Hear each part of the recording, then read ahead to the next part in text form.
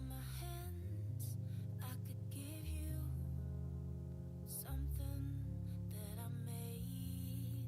From my mouth, I could sing you another bridge that I made. From my body, I could show you a place. God knows you should know space is holy. Do you really wanna go? Oh, you don't mean nothing at all to me. No, you don't mean nothing at all to me. But you got what it takes to set me free. Oh, you could mean everything to me.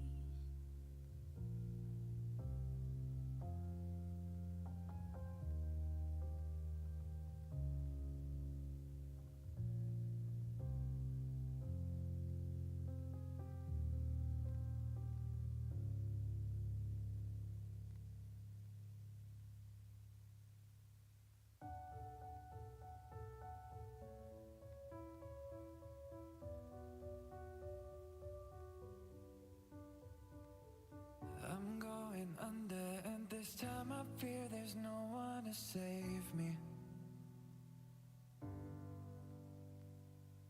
This all or nothing really got a way of driving me crazy. I need somebody to hear, somebody to know, somebody to have, somebody to hold. It's easy to say, but it's never the same.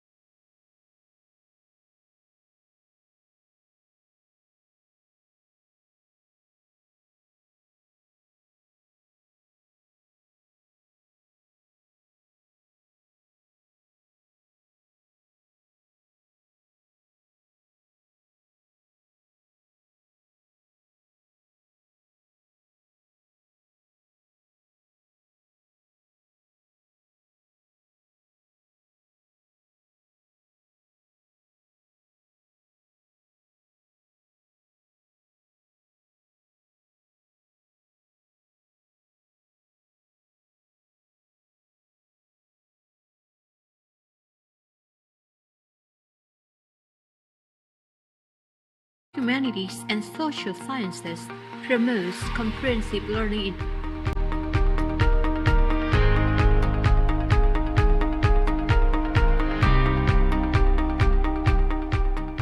Faculty of Science and Technology prepares personnel in the fields of science with innovation and creative thinking.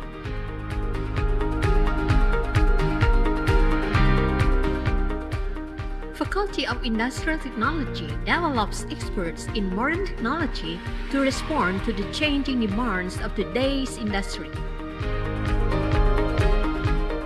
Faculty of Management Science prepares high potential leaders and executives in the business world.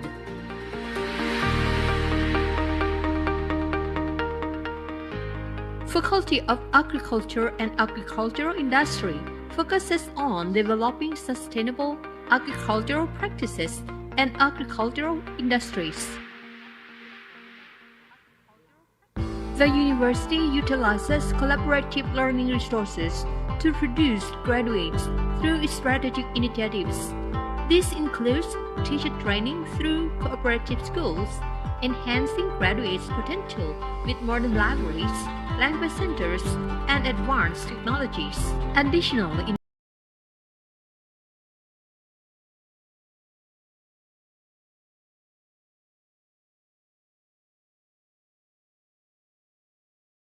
Yarash University is committed to producing high-quality graduates with exceptional competencies, meeting international standards.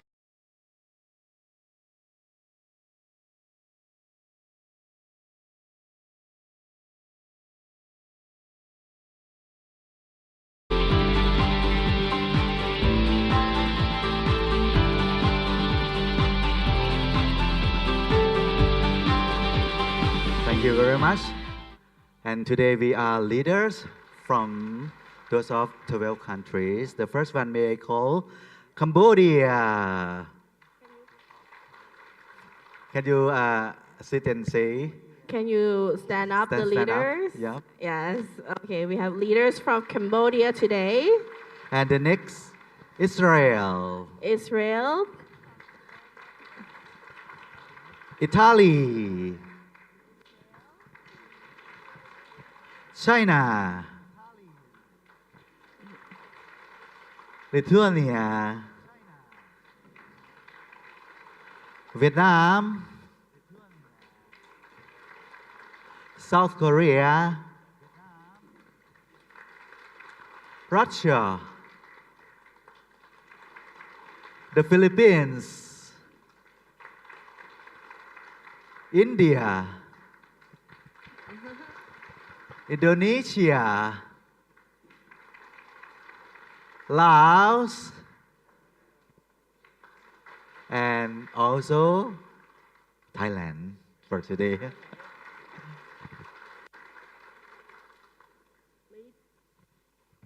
ladies and gentlemen, it is an auspicious time now. May I call up on Dr. Thanom Inthalakamnert, the chairman of the Surin Darashpat University Council, to deliver an opening speech. Please, sir. And may I invite Associate Professor Dr. Chalong Suktong, the president of Surin Darashpat University, to deliver the reporting speech to the chairman of the ceremony. Please, sir.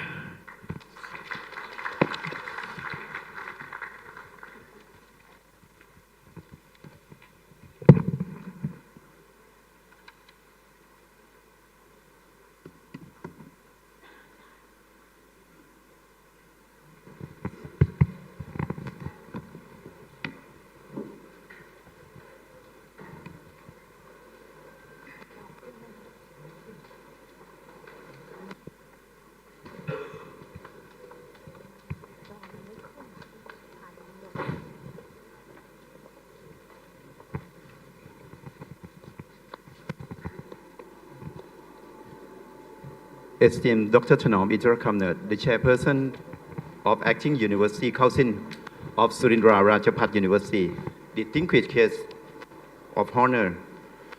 On behalf of administrators, staff, participants, of this conference, I would like to express our sincere gratitude to the chairperson to preside over the opening ceremony of the third National and International Conference on Sustainable Local Development under the title Innovation, Soft Power, Education Management for Sustainable Development. Thailand has been actively promoting the soft power through the concept of the 5F, consists of food, film, fashion, fighting, and festival, in order to enhance the economic value and promote Thai art and culture in the global creative industry. Secondly, the National Soft Power Strategy Committee was established to formulate the strategy, policy, and national plan to drive the soft power in order to support the country's soft power initiative and elevate the knowledge, skill, creativity of Thai people aiming to generate economic value.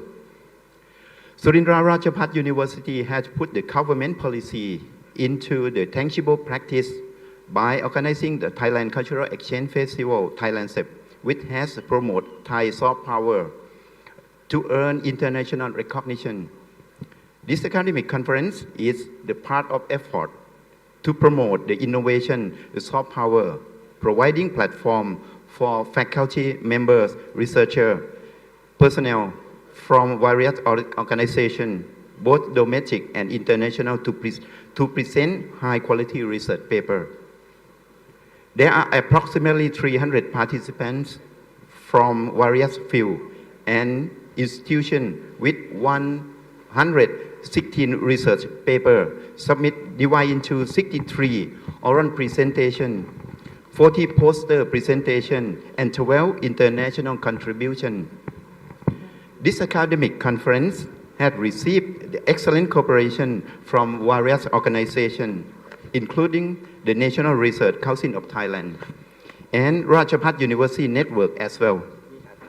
In this occasion, we are also honored to have the participants of distinguished keynote speakers include Associate Professor Dr. Montri Yam Kasikon, the consultant of the Secretariat Office of the Teacher Council of Thailand, Assistant Professor Dr.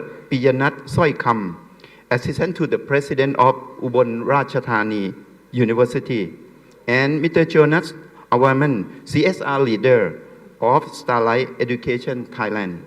Now it is my great honor to invite the chairperson to deliver the opening address for the third National and International Conference on Sustainable Local Development, Innovation, Soft Power, and Educational Management, Sustainable Development. Thank you.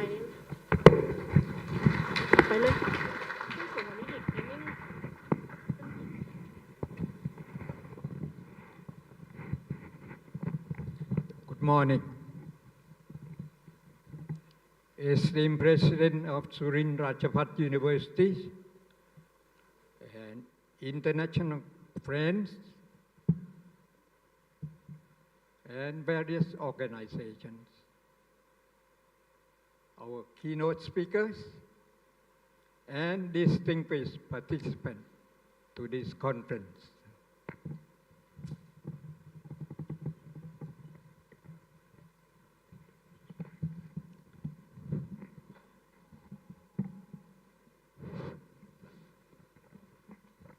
Thank you.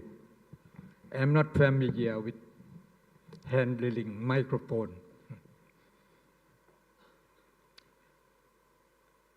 I'm immensely pleasure to be invited to preside over the opening ceremony of the third National and International Conference on Sustainable Local Development under the titles Innovation, Soft Power, Educational Management for Sustainable Development, organized once again by this university. Since 2019, Surin Rajaphat University has been implementing the soft power policy through over 50 projects annually. This project has been carried out through local development strategies, reinventing university projects, and other initiative projects. Integrated knowledge from research and education into academic service mission of the university. These efforts have been empowering local wisdom, fostering self-sufficiency, and sustainable development, resulting in a significant increase of the household incomes. These are the responsibility of the university, particularly Rajaphat system. And we are committed to continue this work, adhering to the philosophy of Rajaphat University as an institution for people for the king, people of the king, and servant of the land. From the report, it's noted that there has been an increasing number of scholars interested in submitting research papers and academic articles. I'm glad to hear that 5 countries of international friends submitted their articles or research works. And of these papers, 17 are from national organizations, international friends. 106 from Thai institutions. And these 106 papers are from the north of Thailand, Chiang Mai, Phayao in particular. From northeast of Thailand, Udon Thani, Sakon Nakhon, and other institutions. We have also papers from the south, deep south, from Narathiwat, from Songkhla, and from Ston. This is very important conference, contributing to the progress and development for the purpose of local community development. It is appropriate time, and I would like to call upon the sacred power of the 3 gems and all divine beings to bless everyone with success in their endeavors. I hereby declare the opening of the 3rd National and International Conference on Sustainable Local Development, with the emphasis on innovation, soft power, educational management for sustainable development. Thank you all.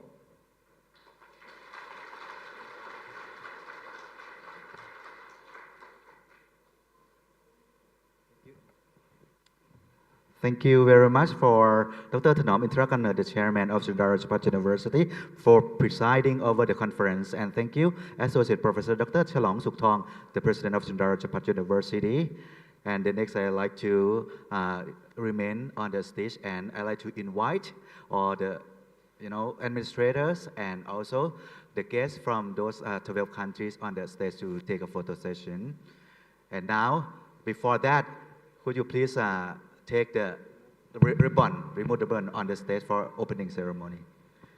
ค่ะลำดับถัดไปนะคะจะเป็นการตัดริบบิ้นนะคะเพื่อเป็นการเปิดนะคะการประชุมนะคะอย่างเป็นทางการนะคะขอเรียนเชิญท่านนายกสภานะคะอยู่บนเวทีนะคะขอเรียนเชิญท่านผู้บริหารนะคะขึ้นบนเวทีนะคะ We would like to invite the 3 keynote speakers up on the stage for the ribbon cutting ceremony. May I invite Associate Professor Dr. Montri Yam Kasikon, the advisor of the Secretariat Office of the Teacher Council of Thailand, Assistant Professor Dr.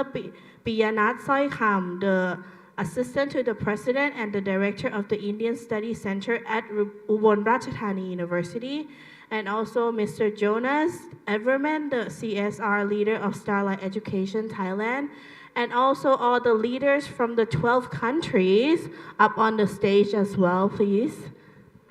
Please for the leaders from 12 countries for opening ceremony. Yes, please.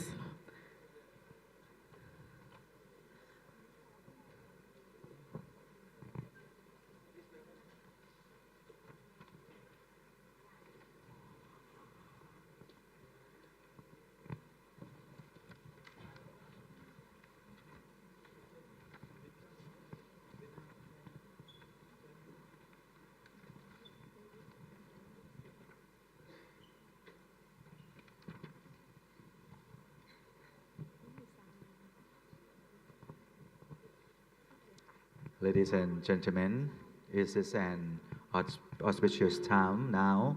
Let's all count down together for the ribbon cutting ceremony to officially opening the third national and international conference on sustainable local development. I will start from 5. Okay, let's count down together from 5. 5, 4, 3, 2, 1.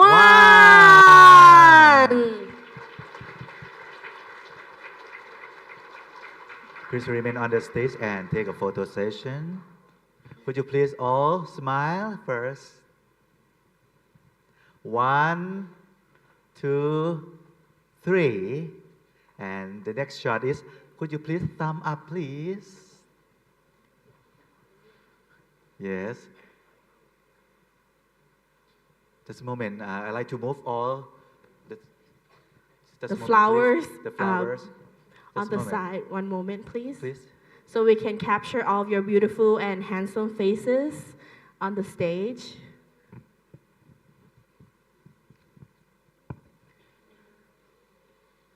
Again, first smile. 1, 2, 3. Cheese.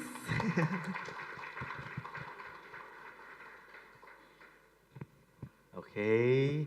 Thank you very much. Thank you very much to all the leaders and also administrators and also to our chairman of the ceremony and also to the president of Surin Yarachapat University. The next session is the presentation of the token of appreciation to the chairman and the keynote speakers.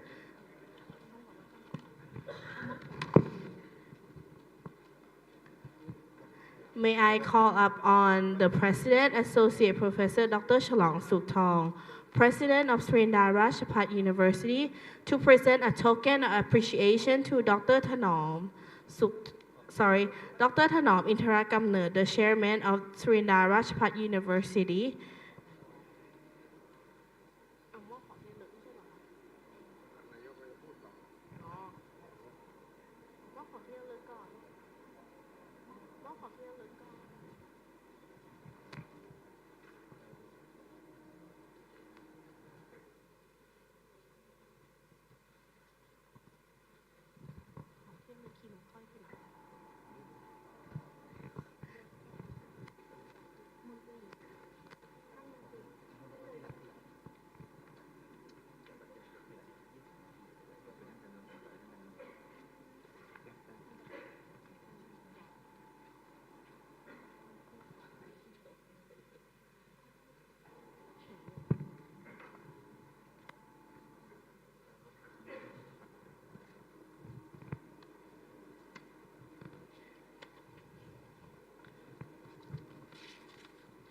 Ladies and gentlemen, it's a very good time to listen to the first keynote address. We are very honored to have Dr. Thanom Interakamnert, the chairman of Surin Darashpat University Council, to be our first keynote speaker of this international conference.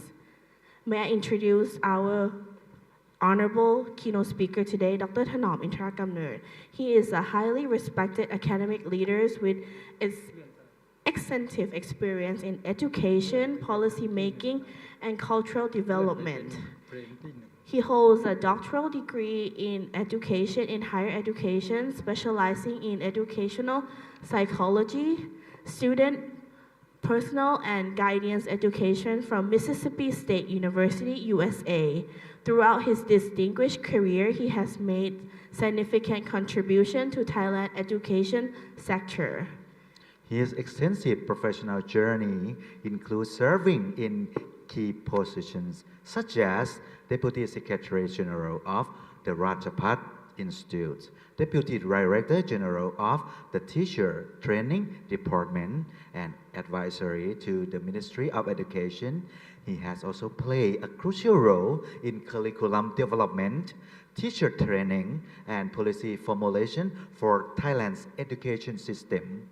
Beyond domestic contribution, Dr. Thanom has been actively engaged in international education initiative. He served as an expert at Simeo Innotech, a UNESCO-affiliated research and training organization where he worked on educational innovation and technology transfer across Southeast Asia. Currently, he holds the esteemed position of chairman of the university councils at Surin Darashpat University and Surin University and Pranakon Rajaphat University. He also leads academic ranking initiative in the local community and social services under Thailand Ministry of Higher Education, Science, Research and Innovation. Today, he will deliver a keynote address and share his invaluable insight on sustainable local development through education, innovation, and policy making.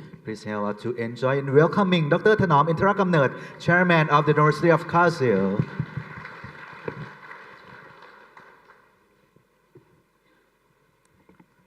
Once again, greeting, my best wishes for everyone attending the conference here.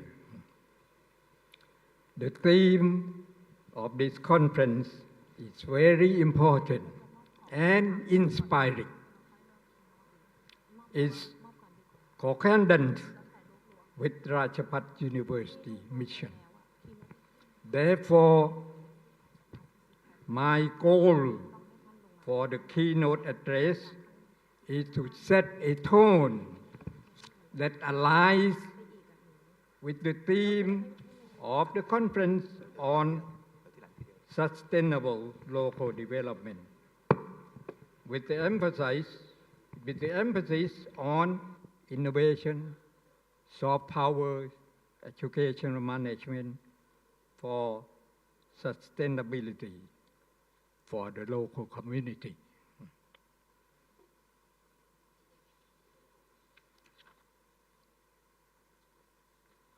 In the first place,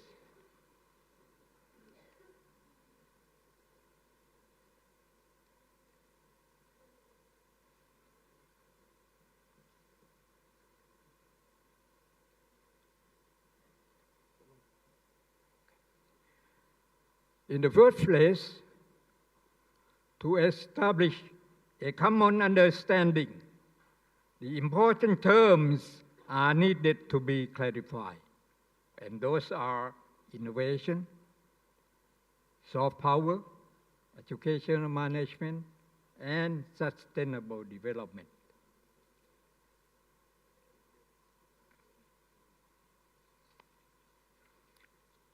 Innovation refers to the process of creating, developing, and implementing new ideas, methods, products, or services that bring about significant improvement or solve existing problems.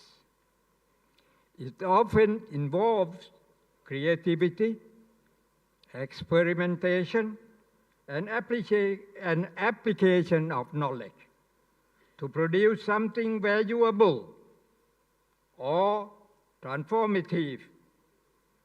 Innovation is applied across various fields, including technology, business, education, social system, results in transformative changes.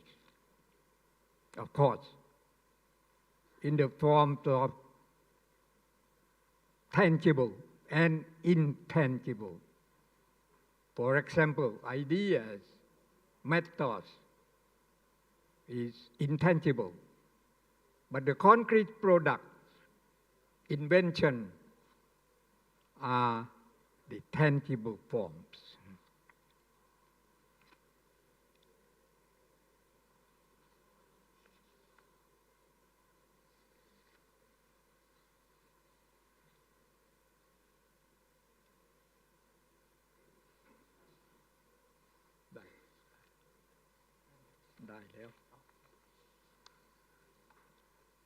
Now, may I define the term soft power?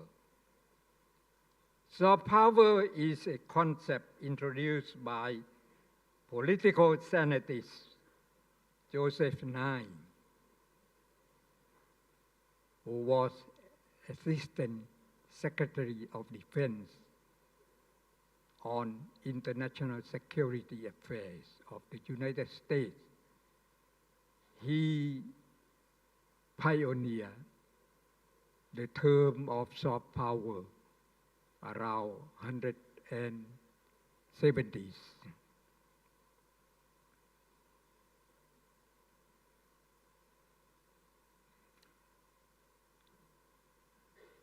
The soft power refers to the ability of a country, organization,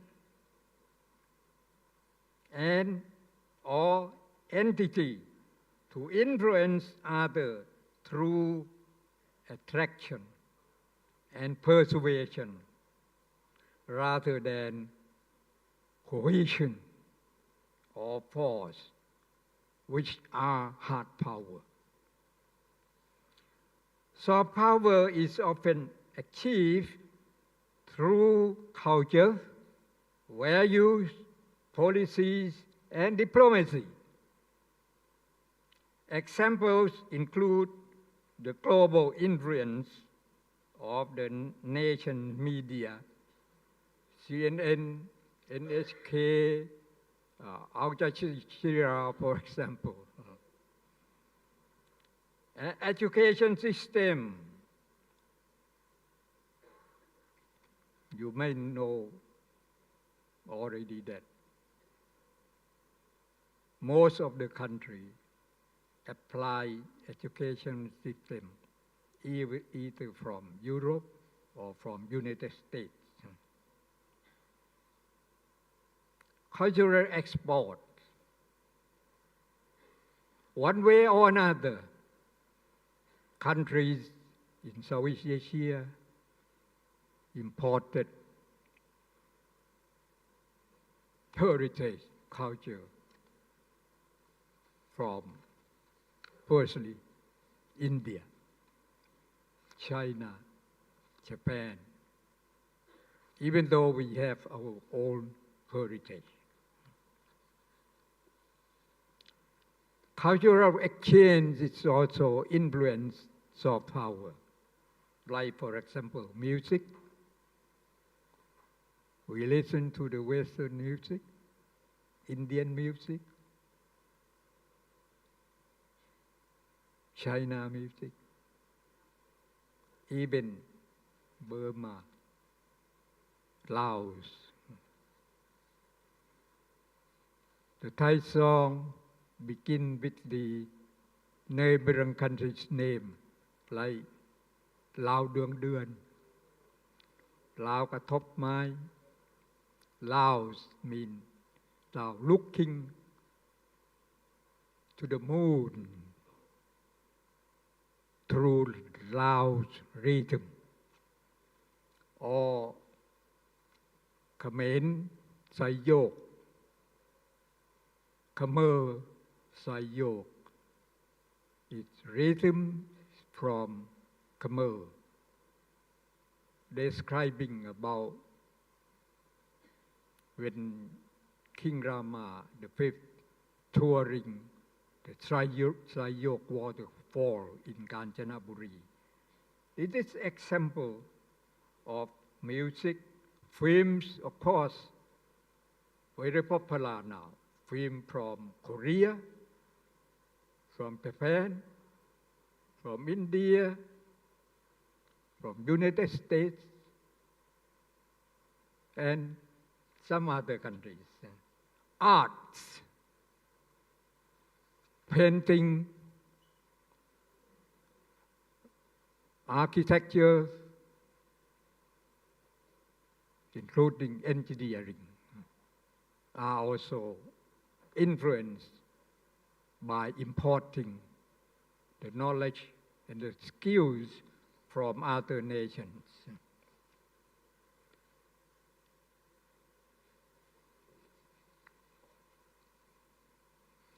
Now let me go on to the third term we are using in this conference. Education management involves the administration, planning, organization, and leadership of educational institutions and systems. It focuses on ensuring the effective operation of schools, colleges, universities, and other learning environments. Key aspects include resource allocation, curriculum development, staff management, student affairs, and implementation of policy to achieve educational goals. Effective educational management aims to create an environment conducive to learning and growth for both students, administrators, and other educators.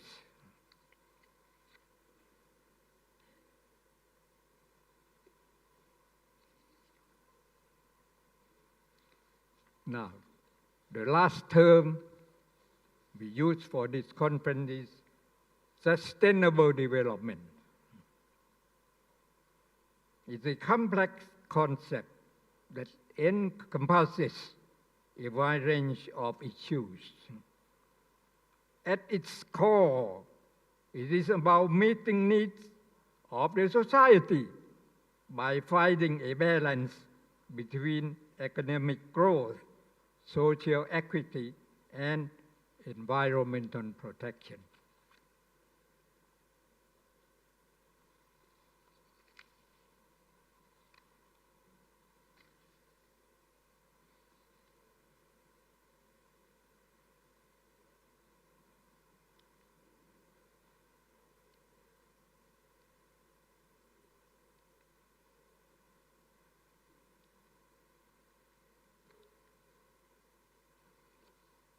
Now, there are many different interpretations of sustainable development, but some of the key principles include intergenerational equity, ensuring that future generations have the same opportunity and resources as we do today.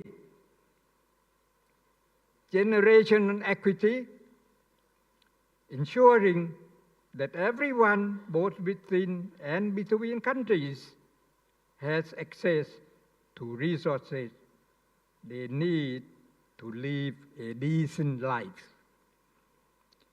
Environmental sustainability, protecting the planet, natural resources, and ecosystems. Academic sustainability, ensuring that academic growth is sustainable in the long term. And lastly, last interpretation is social sustainability, that is promoting social justice and equity.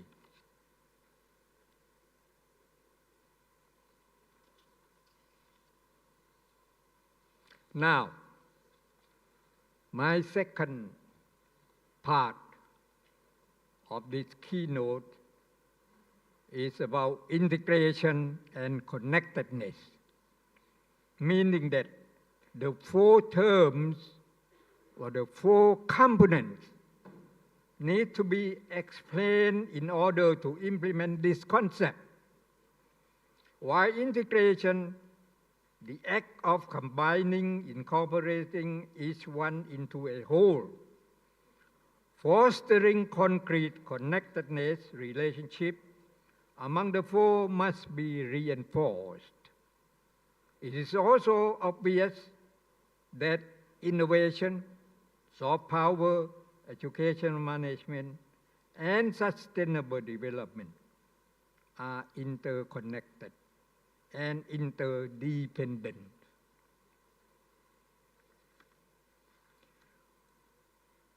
By fostering innovation, promoting soft power, effectively managing education system, countries can create a more sustainable and equitable future for all, which is often illustrated using the three pillars of sustainability, and those are economic, environmental, and social.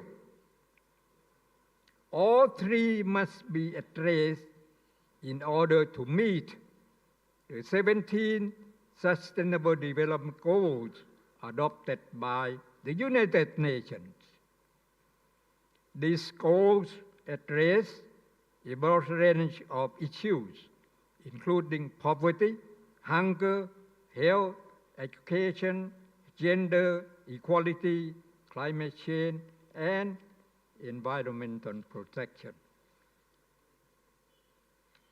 Let me now conclude that to build a sustainable and equitable future, the integration and connection of the innovation, soft power, educational management, and sustainable development is very, very essential.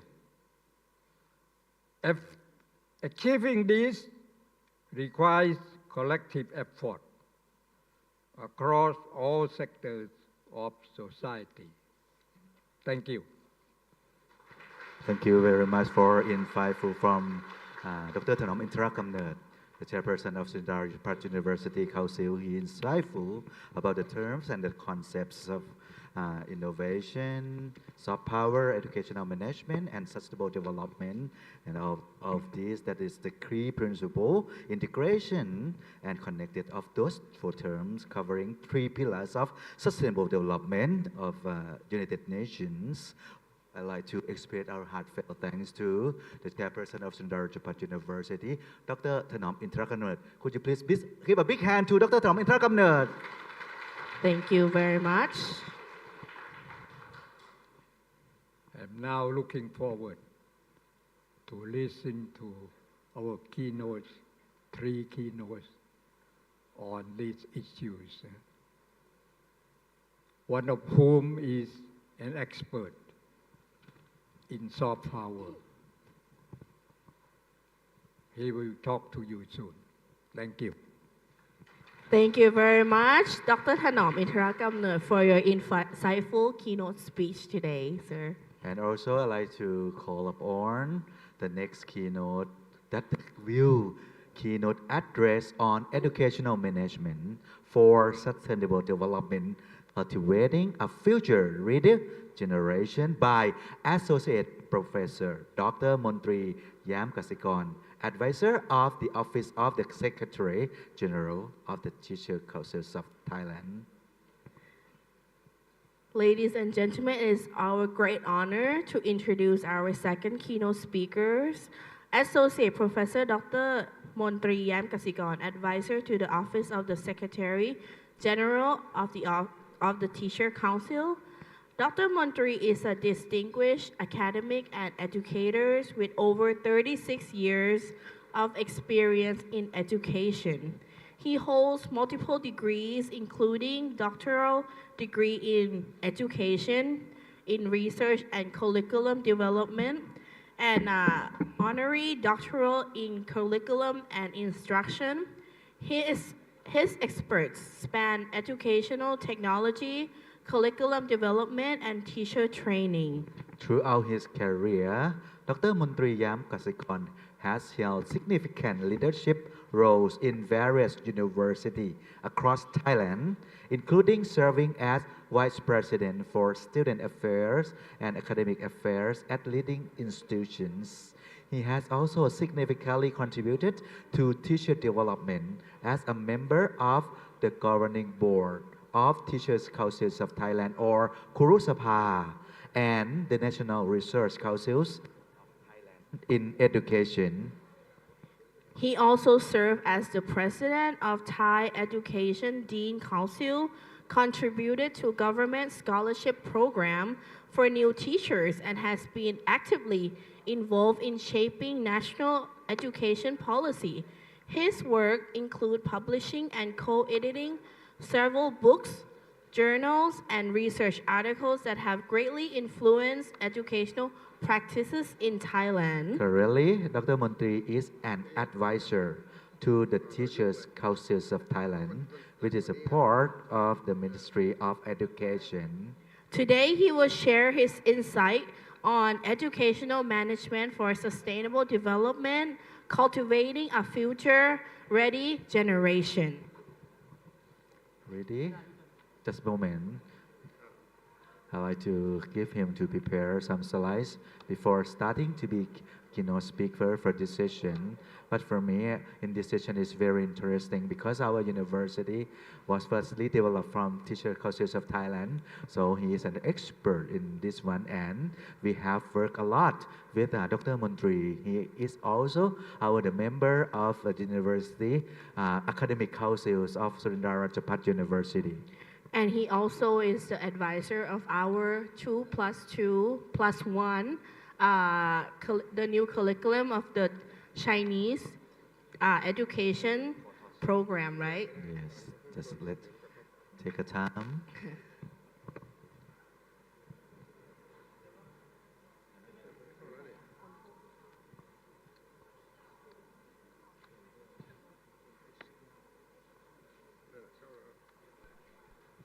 While we wait, you can enjoy your break. We have a light snack, Thai dessert for you to try and enjoy. You can try the light snack that we provide for you. And we also have the drinks. It's a Thai herbal drinks that you can try. It's from Anchan.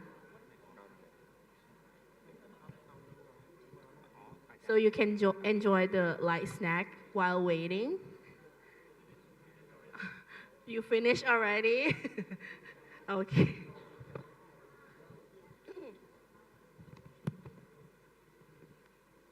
In the afternoon sessions, we will have 5 rooms for the oral presentation, and also we have the poster in front of this room that you can enjoy having a tour, and also if you're interested in any of the poster, you can enjoy in front of this room. And also for today, there are more than 150 researchers. So in the morning, also some of them go to have present their paper, not only on site, but also online for his presentation today. And there are many group of presentation for interesting. Yes. And we also have a live Facebook today as well, I think, and YouTube on our university Facebook, and also in the YouTube. So if you are not in this room, you can also enjoy the keynote speech and presentation online.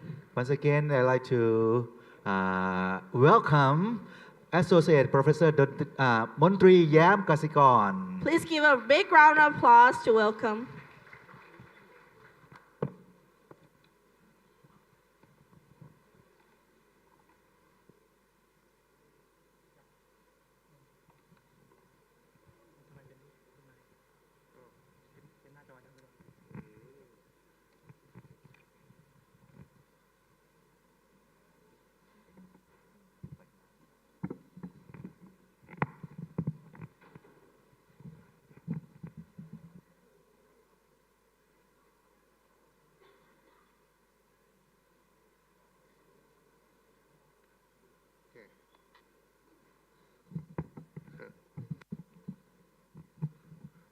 Good morning, the Chairman, Dr. Thanom, the President, and distinguished guests, faculty, and the participants. It is an honor to address this third National International Conference on the Sustainable Development. The theme, Innovation, Soft Power, and Education Management for Sustainable Development. It both timely and critical. We live in the world facing the unprecedented challenge, climate change, and economic instability. Education as a powerful engine for change hold the key to the navigating this complexity and building a sustainable development for the future. Yeah.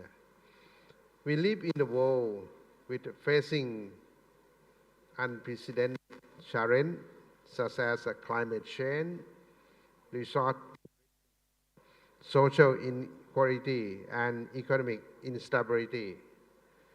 These are not abstract truths. They are reality impacts community across the globe. I would like to declare that the concept of the sustainable development as defined by the Brundtland Commission is a development that meets the needs of the present without compromising the ability of the future generation to meet their own needs. It encompasses three interconnection pillars. The first one is economic growth. The second is social equity. And the last one is environmental protection. Education plays a crucial role in integrating this pillar and empowering individuals to become an agent of change. This is the important concept. Crucially, education is not just a part of the sustainable development. It is the foundation upon which it is built. Education empowers individuals to think critically, solve the problem creatively, and act responsibly. It is through education that we can cultivate a generation of leaders who are equipped to address the challenge of the 21st century. Education is not just about acquiring knowledge. It's about developing the skill, competency, value, and attitude, which totally we call the competency, necessary for a sustainable future. It is empower individuals to think critically, analyze complex issues, and make informed decisions. Solve problem creatively, development solution to sustainability challenge, act responsibility, take ownership of their action, and contribute a better world. Embrace collaboration, work together across discipline and culture to achieve common goals. Effective educational management is essential to integrate sustainability into all aspects of the learning process. This includes, the first one is a curriculum integration, embedding sustainability concept across all subjects, from science, mathematics, and technology to social study and the arts. Example, instead of simply learning about ecosystem in biology, students could design and implement a local project to restore degraded wetland. That's an example for the student. Yeah. Employing learner-centered participatory approach that encourage critically problem solving and collaboration. Teaching innovation is considered to be the most important things in organizing equality education, because the heart of the lack of quality education is to use teaching science to design learning management in conjunction with the content effectively, using learning psychology principle to design and make learner things, such as using the learning process of project-based learning or using the learner to solve the problem. Be creative and create learning process. This is the thing at the heart of the quality of education. Examples, the project-based learning focus on the local sustainability issue, like reducing waste in the community or promoting sustainable tourism. Yes.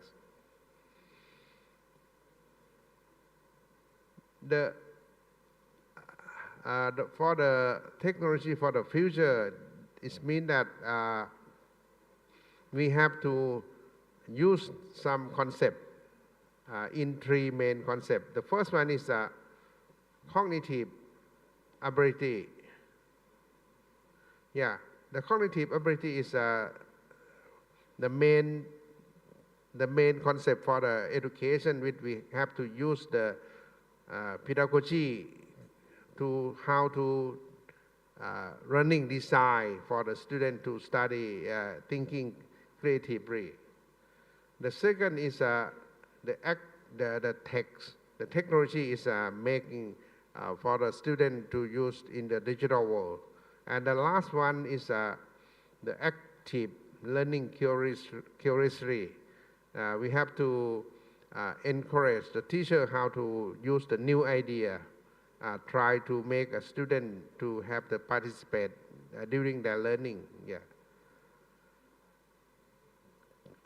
For the educational management for sustainability is creating sustainable campus that model environmentally response to practice, such as energy efficiency, waste reduction, and water conservation. One aspect of the education management for sustainable development is that the organization itself or the educational institution itself must reflect the process of the transitional to sustainable development by create a new way for life, or inventing and changing to create, develop that reflect sustainability. For example, reduce waste, use the water efficiency, using energy efficiency, separate waste, or creative environmental awareness for students in school. The school itself, the educational institution itself must also start doing this activity. Another one is for the soft power and education for sustainability is connecting to school with local community to address real-world sustainability challenge. Examples, partner with the local business, sustainable practice, or collaborating with community organization in environmental restoration project. Offering program the sustainability can attract students from around the world who are passionate about making a difference. To make education both a soft power and sustainable development, the most important thing is quality education, reliable education, and education that reflect the quality of education management process. A good result with the quality graduate. If we can do that, it will be create international recognition, which will create power from the quality education management as an indirect power. This thing will create power that influence the law and idea of the student and the international level. In addition, soft power may not only be about the quality of education, but also being recognized for beautiful way of life and culture, or being a good example that the whole world accept the apply as a way of life, which is another kind of power.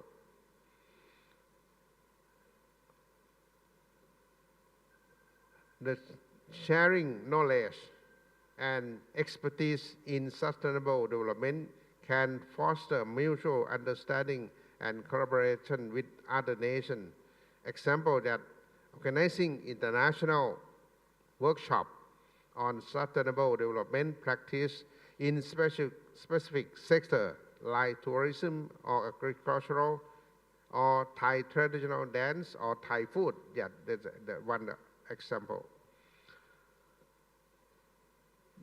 The demonstrating our commitment to sustainability can enhance our nation's reputation, and responsible and forward-thinking is crucial. I would like to present that in Thailand, we emphasize on the professional learning community, or we call the PLC process. It's a process that starts with analyzing learner problem. When learner problems are identified, they are set as a challenge issue. Then the PLC teacher team will jointly design the learning management or instructional design. When their design is successful, it will be implemented in teaching, in which that the PLC team will observe the classroom throughout the hour. When the teaching has been observed for a full hour, we will meet together after teaching and reflected on the hour thought and observe whether the learner problem have improved or not. If there are any weakened or strengthened, we will take this practice in second round, third round, and so on. This process is used for the development of in-service teacher training and for the pre-service teacher training for the new teacher. This we implement in Thailand. And also, we try to encourage every teacher in school to use the PLC strategy. The process of the PLC is the heart of the education management that will make education higher quality. But what is more important is to try motivate teachers in the whole school to do the PLC process, which will create the process of the learning school or learning community or SLC or school as a learning community. This is the heart of it. Maybe we can call that the implement of the professional learning community process is like the action research process in the classroom. Teacher must implement the PLC process in cycle at least 3 times per semester. If it can be done continually, teacher will find the PLC process in which cycle will create a good practice or the best practice called will enable teacher to create innovation. When they do like this, they can just what is the best practice for teaching, or we call the teaching practice This is one of the strategy with this project. The Teacher Council of Thailand try to design a model to use this process to develop the quality of education in school. Starting from having school administrator consider within the context of the school policy and vision. Then having an administrator and teacher observe the teaching and learning management of the teacher in each classroom to collect the issue that occur in each classroom, which many include student behavior, in teacher competence, and so on. After that, the issue to use of the practice called high impact practice, which is good practice process, the challenge student behavior for develop the school. For example, having student things or many other things. Then analyze the learner outcome of student or analyze the student work. When this information is collected, it will be used to design a school development plan, which use the school development plan to make agreement or work between the teacher and the school administrator, then implement the PLC process using the seminar process or along the way across the problem. This process is sustainable development process that will be result to positive result for student. The development of the teacher teaching competency, the leadership of school administrator and creative good collaboration with the school. This is one model in Thailand. And other school development model we call the Teacher Council of Thailand collaborated with the CMO STEMET to design a process for school development that will lead to sustainable development is starting with the use of the leadership of school administrator and the creation cooperative among teachers in school through the leadership of school in the administrator. We try to use the whole school approach concept to make a tool called performance agreement of or teacher evaluation in Thai system, which we have the law to constrain every teacher in Thailand to make agreement between the teacher and the school principal. Every teacher have to select the student issue and then they have to create the learning process, how to develop the student in each classroom. And try to use the PLC process, which I mentioned earlier, is a cycle of practice this done every semester. In the first semester, at least 3 cycles will be done, or it can be called classroom action research. This thing will hopefully resolve development model will be developed that allow school development continuous and sustainably, yes. Another concept for the Teacher Council of Thailand we try to create, we call the Academy of Thailand Teacher.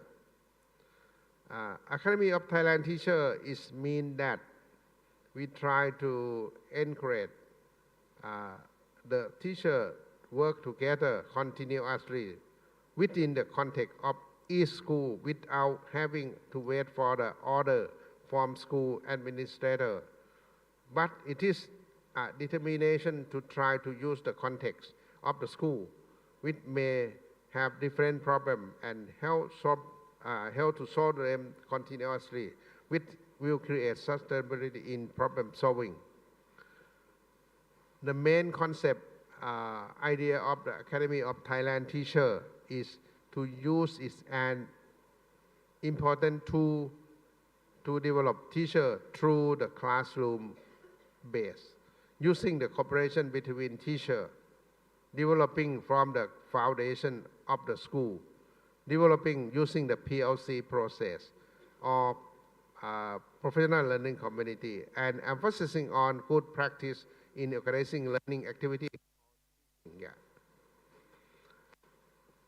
This model of the Academy of Thailand teacher is mean that the teacher, one teacher is to be look like the host of the problem, and they have the buddy teacher or the 1 to 3 fellow teacher to work together to solve the problem or develop the quality of student or school problem continuously. It is a great gathering of people who are interested in similar issue to work together, which will create sustainability in the work. The member of the PLC consists of teacher who act as model teacher and have 1 or 2 fellow or buddy teacher who act as a teacher buddy, school administrator, educational supervisor, and university lecturer. All of these are PLC team that we use this concept in our Thai school now. Challenge and opportunity. So the one thing is a resistance of the change, overcoming traditional teaching method and embracing new approach can be challenge. The challenge of change will be something that like there will be resistance, such as forcing teacher to use a PLC process, or they will make a teacher difficult, or for teacher to have the facing working together. Teacher may be in situation that is not comfortable, not independent. There will be resistance, not accepting. This will be challenge and important opportunity that need to be put in efforts. However, this challenge also present opportunity. Leverage technology, using technology to create engaging in interactive learning expertise. Another challenge is use of technology integrated in the learning management in current world, which is area of the rapid change, especially in terms of the digital technology, using the AI help the access learning or use AI to help the education work.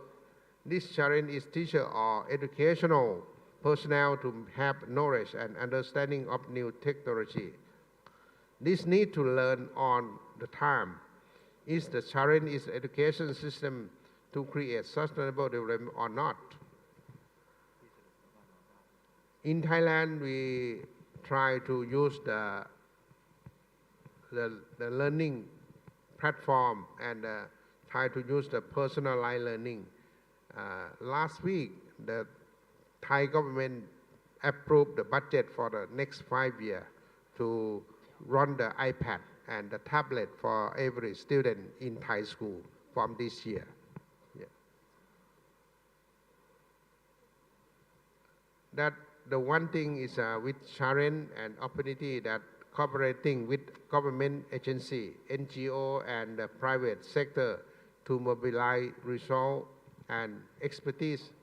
The challenge of creating cooperation is or partnership in this work will be the key, because it had been proven worldwide that the development of education that will result the quality of education very important for the teacher and educational personnel to work together.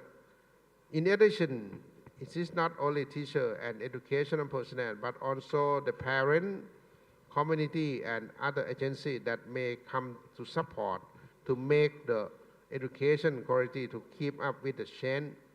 Therefore, cooperation with partner, but in out of school, very, very important development of quality of education.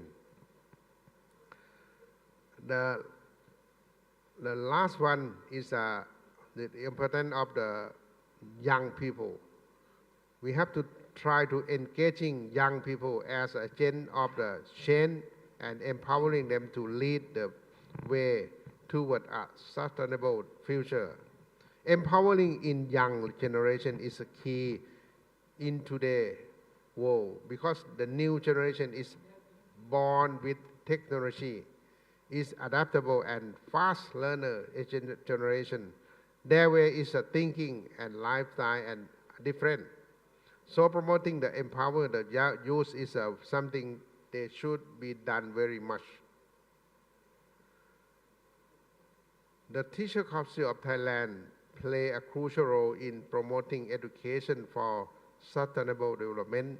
We can commit to develop standard or guideline for integrating sustainability into teacher education program, providing professional development opportunity for teacher on sustainable development concept and pedagogy, supporting school in implementing innovative approach to education for sustainable development, advocating for policy that prioritize education for sustainable development. The role of the Teacher Council of Thailand is as a professional organization that has the duty to supervise on teacher and educational personnel in Thailand. The Teacher Council of Thailand aims to develop the educational professional in a high-level professional who is trustworthy and has good practice that will be lead to the development of educational quality in a quality and sustainable manner. And the conclusion that education for sustainable development is not just an option. It is an imperative. By the embracing innovative approach to educational management, we can cultivate a future-ready generation equipped with the knowledge, skill, and value need to create a sustainable development world. Let us work together to make this vision is reality. Thank you very much.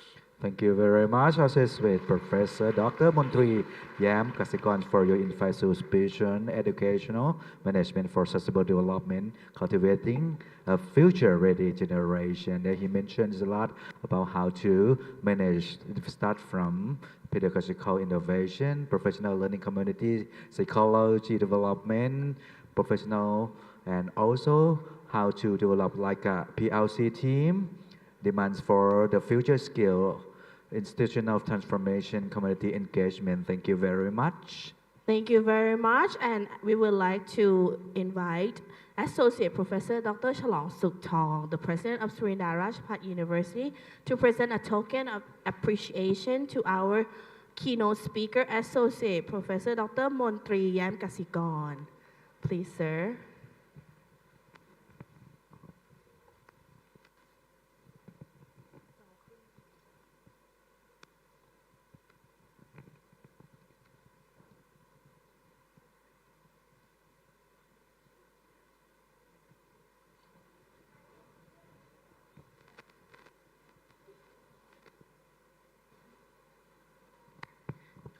Thank you very much to the President and also to our keynote speaker today, Associate Professor Dr.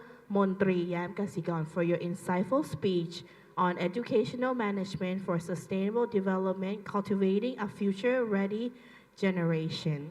And the next keynote address on culture and soft power by Assistant Professor Dr. Piyanat Soi Kam, Assistant to the President and Director, Indian Studies Center, Ubon Ratchathani University. Ladies and gentlemen, it is our privilege to introduce our next keynote speaker, Assistant Professor Dr. Piyanat Soi Kam from Ubon Ratchathani University. Yes, please. I'd like to mention about his CV. Dr. Piyanat is currently serving as Assistant to the President for Organizational Communication and Public Engagement, as the Director of India Studies Center at Ubon Ratchathani University. His expertise lies in politics and international relations with a strong focus on cultural diplomacy and regional cooperation. He holds a doctoral degree in philosophy in international relations from the University of St. Andrew, United Kingdom, where his research centered on Indian soft power in Southeast Asia. He also earned his master's degree in political science from Osmania University, India, under the Indian Government Scholarship, and a bachelor degree in international relations from Chulalongkorn, Thailand. Dr. Piyanat has been recognized internationally for his contributions. The Pacific Forum named a young leader and awarded him to ASEAN Indian Youth Award for strengthening regional ties. He has also contributed to leading think tank networks such as STEC, ASEAN Indian Network, and think tanks and Indo-Pacific think tanks. Today, he will share his insight on culture and soft power, exploring how culture influences can drive sustainable development and international cooperations. So please join me to welcoming Assistant Professor Dr. Piyanat Soikam, please. Give him a big round of applause. Thank you very much. Respected the Chairman of the University Council, the President of Surin, Ratchapat University, ladies and gentlemen. It's my pleasure and my honor and also my humble to be invited as a keynote speaker. But I don't want to be consider myself as a keynote speaker, but I would like to call myself as a student of international relations and also the student of soft power, which is I think it's very broad issue, and so many things can happen under the concept of soft power. But before I getting into the details of my interpretation or my understanding on soft power, the idea that I'm going to tell you today is a part of my PhD thesis and also my master thesis. I started study about the culture and international relations in 2011 at Osmania University, Hyderabad. My thesis on culture and international relations. And then I try to continue my study. I also thinking how culture engage in international community, how soft power become a part of foreign policy. That's the reason why I continue to study my PhD on the thesis titled Indian Soft Power Towards Southeast Asia. So from 2011 to 2025, I've been working about Indian soft power, about soft power. After I'm coming back from my PhD study, I also get a chance by the president to be the assistant to the president for organizational communication and public engagement, which allow me to work with the community and bringing the idea of culture, transform it, translate it into the concept of creative economy for sustainable community as well. That the background, that's how I set the agenda of my talk today. So before I starting my presentation, I think it's very important to define the concept of soft power. I think everyone talk about soft power in Thailand. We talk a lot about soft power. Even the Prime Minister of Thailand, Prime Minister Paetongtarn Shinawatra, she also the Vice Chairman of National Soft Power Agency. And later on, when she coming to the Prime Ministership, she also continue the idea of soft power. Right now, the government of Thailand, we have the program called OFOS, which is the One Family, One Soft Power, and try to focus soft power in 8 directions: food, festival, art, tourism, sport, movie, game, and fashion. But I'm also still thinking the concept of soft power. I think Professor Thanom already gave us the overview of the soft power, the concept generated by Joseph Nye. Yes, that's the concept of soft power and the framework of international relations. It's about the interstate relation. State become the key actors of foreign policy bilaterally and multilaterally. And when state acting in the international system, for example, in UN, in ASEAN, or in BIMSTEC or other regional framework, every state in the world try to acquire the power. They want to have the power. They want to have the power to speak. They want to have the power to be recognized. So there's so many power in the world, in the international system. And the power refers to the ability to influence others. But earlier, when we're talking about the power, it's mostly focused on hard power, military capacity, economic capacity, how to force, how to fight, and war. That's the concept of hard power. But later on, after the Cold War, since 1992, the concept of soft power has been getting more attention. So the soft power, that the concept by Joseph Nye and also my interpretation, soft power is the ability of state. I try to focus here, the ability of state. There's so many soft power by the people, but the soft power in international relations, it's the ability of state to attract others by peaceful. I want to see to highlight here by peaceful. There's so many soft power in the world, but sometimes they use the cultural elements in hard, in aggressive approach. If that way, I don't say that it's a soft power.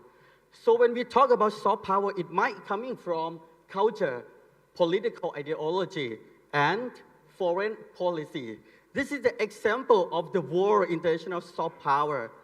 When we're talking about Japan, we're thinking about what we're thinking about Japan, how you perceive Japan. Food, animation, yes. How we think about Korea. Korea, what is Korea's soft power? Blackpink, yes. What else? Samsung, right? When we're talking about the US soft power, what do you think about US soft power? Hollywood, yes. When you're talking about, I think today we have some people from France. When we're talking about France, the soft power is tourism. About the Sweden, Scandinavia, IKEA, like the furniture, like the symbol, like normal furniture. The UK, Harry Potter, and also the education system. Italy, I think food is very famous for Italy as well.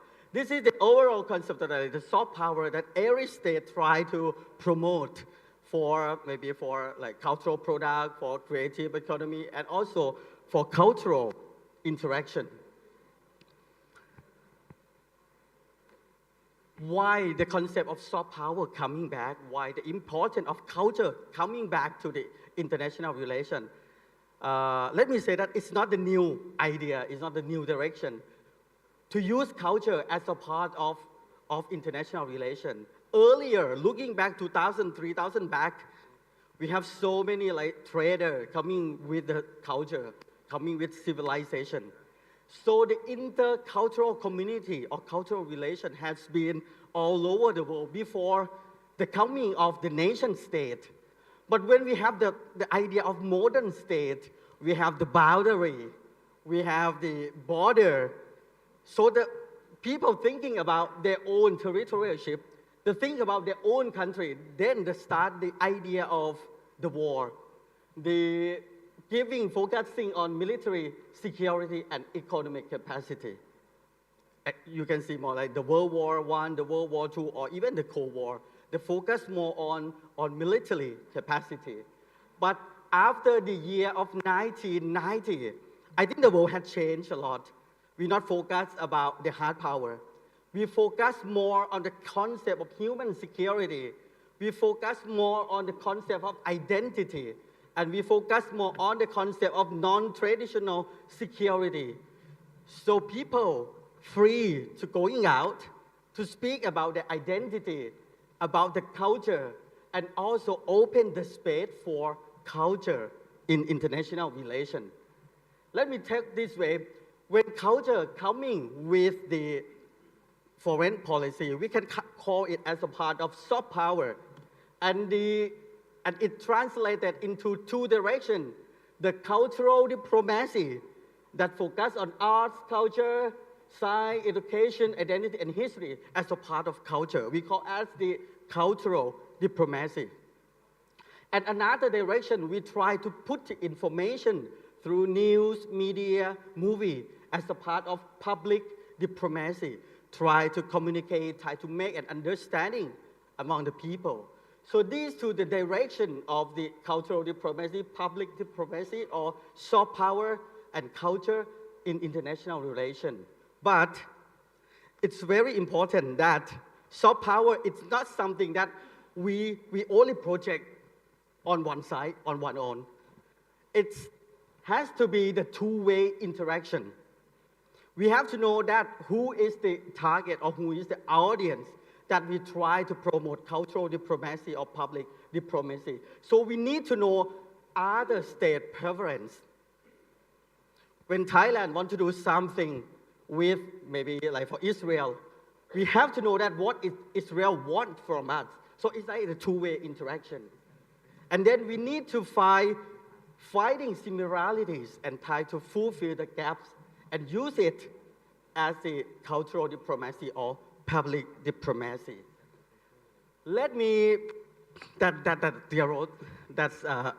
theoretical part. So I try to give more example about soft power, how to translating culture, how to translate the idea of culture into the soft power. As I already mentioned, I did my BA at Juฬาand then my master degree at Usmania University and then PhD at University of St. Andrews in Scotland. I'm still feeling that during the 2 years that I studied in India, it's my first time that I visit India. I have no idea about India, but I received the Indian government scholarship, which is the full, tuition fees and monthly allowance. They paid me every month. And I studied there for free. I gained the knowledge, I gained the degree, I experienced multicultural society. They also give me a chance to travel across India. They also give me the chance to meet friends and has a better connection. After 2 years of my study in India, I feeling that I understand more about India. I want to become a bridge that connecting India and Thailand. And I think that the feeling that I want to do something for India is a part of Indian soft power that something on me. That's maybe I have been socialized as a part of India projection of its soft power. That's the reason why I want to learn more about the Indian soft power, which is our case study for today's discussion. So my agreement is that when we want to define the soft power, it's very important that we need to define a set of key norms.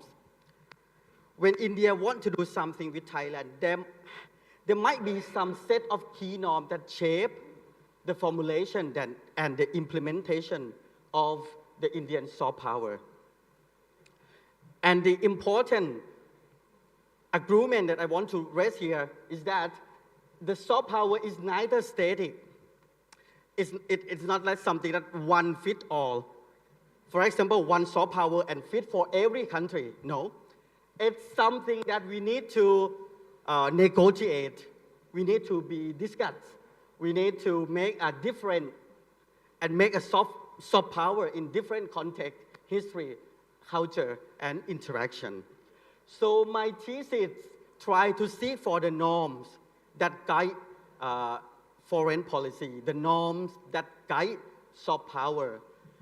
And I found that in the India and Southeast Asia relation, there are some set of key norms. My thesis discovered there are 4 key norms. There are 4 key ideas, or there are 4 key principles that shape India foreign policy or shape Indian soft power. The first one is the significance of Indian civilization. The second one, the principle of self-determination. The third one, the great power recognition. And the last but not least, human-centric development. But if I explain all 4, if you take 2 days to complete it all. So today I will focus only the significance of Indian civilization and how it become a part of Indian soft power. So culture and Indian soft power towards Southeast Asia, it's my main focus for today. Why I use India as a soft power, as a case study, because when we're looking back 2,000 years, there were like the merchants selling from South India to Southeast Asia. The merchants coming with trade, commerce, but it also coming with culture as well. You imagine like you're coming with a ship and a boat like for 2,000 years back. You need to bring chef to cook Indian food. You need to bring Indian artisan or Indian artist to maybe to do worship, bring some Indian priests for the religious purpose. That's the way that culture has been bring from one place to another place. And we here in Surin, I'm from Ubon, we also found some root that can be traced back to the Indian heritage as well. And there are also many stories, even in Vietnam or in Cambodia.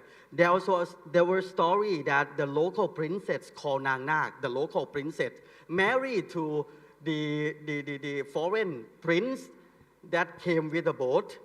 And after they married, they set up the dynasty, bringing the new political space, bringing the new culture coming to the Southeast Asia. That's why I choose Southeast Asia and India as a case study, because we have a strong cultural and civilizational connectivity. These are the examples of Indian civilization in Southeast Asia. Culture, Pali and Sanskrit. If you ask Thai people, ask for their names, I think their name must be or might be some words that are coming from Sanskrit or Pali. Religious, both Buddhism and Hinduism. Philosophy, architecture, literature, texture, and diaspora. These things that showcase the connectivity between India and Southeast Asia. My question is that when we know that there are some connectivity, how the Indian government, because I talk about soft power, which is a state ability, so how the Indian government translate all these cultural similarity into the Indian soft power. So the first thing, the idea of culture need to be institutionalized in maybe on the mindset or in the mindset or on the perspective of the Indian diplomats. During 2016, 2018, I interviewed almost, I think 50 Indian diplomats and asking them, what do you think about culture and how culture related to soft power, how culture related to Indian foreign policy. The first diplomat, he said that the history of most countries has a unique DNA which talk about the Indian cultural heritage. The second diplomat said that no other state in the world has closer relation with Southeast Asia than India. The third diplomat said that Indian civilization is embedded as a part of the Indian contemporary foreign policy. And the last but not least, it's very important. Indian culture is like the buffet menu. There's so many things of which you can kindly take if you like. So this also come to the conclusion that sometimes we want to like focus, this is the Thai soft power, this is the China soft power, Chinese soft power, this is the South Korean soft power, and with a specific or limited number. But if you see the soft power is a wide range of buffet menu, and you see your customer and how to link specific cultural item to the specific your customer.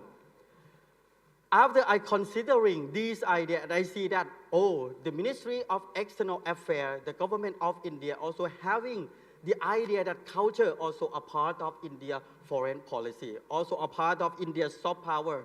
And it's not just only 10 years or 20 years, but the government of India has been implementing the idea of soft power since 1950, almost 75 years already that they implemented through the Indian Council for Cultural Relations.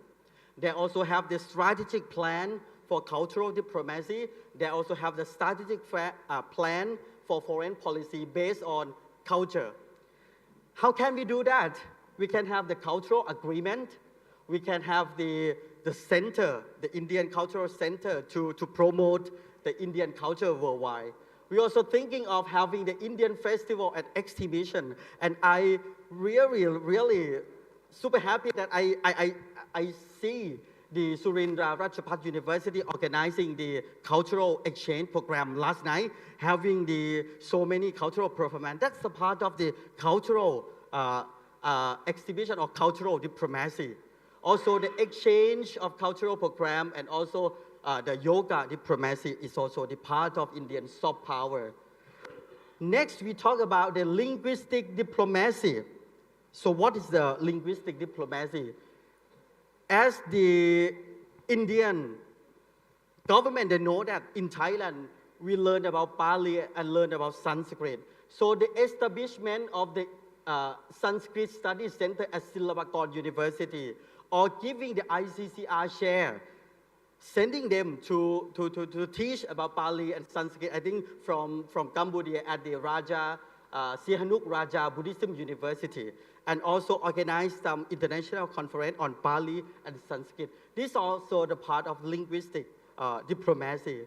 And translated into the cultural performance, I think ASEAN country, we discuss a lot what are the key identity or the share or common identity of Southeast Asia.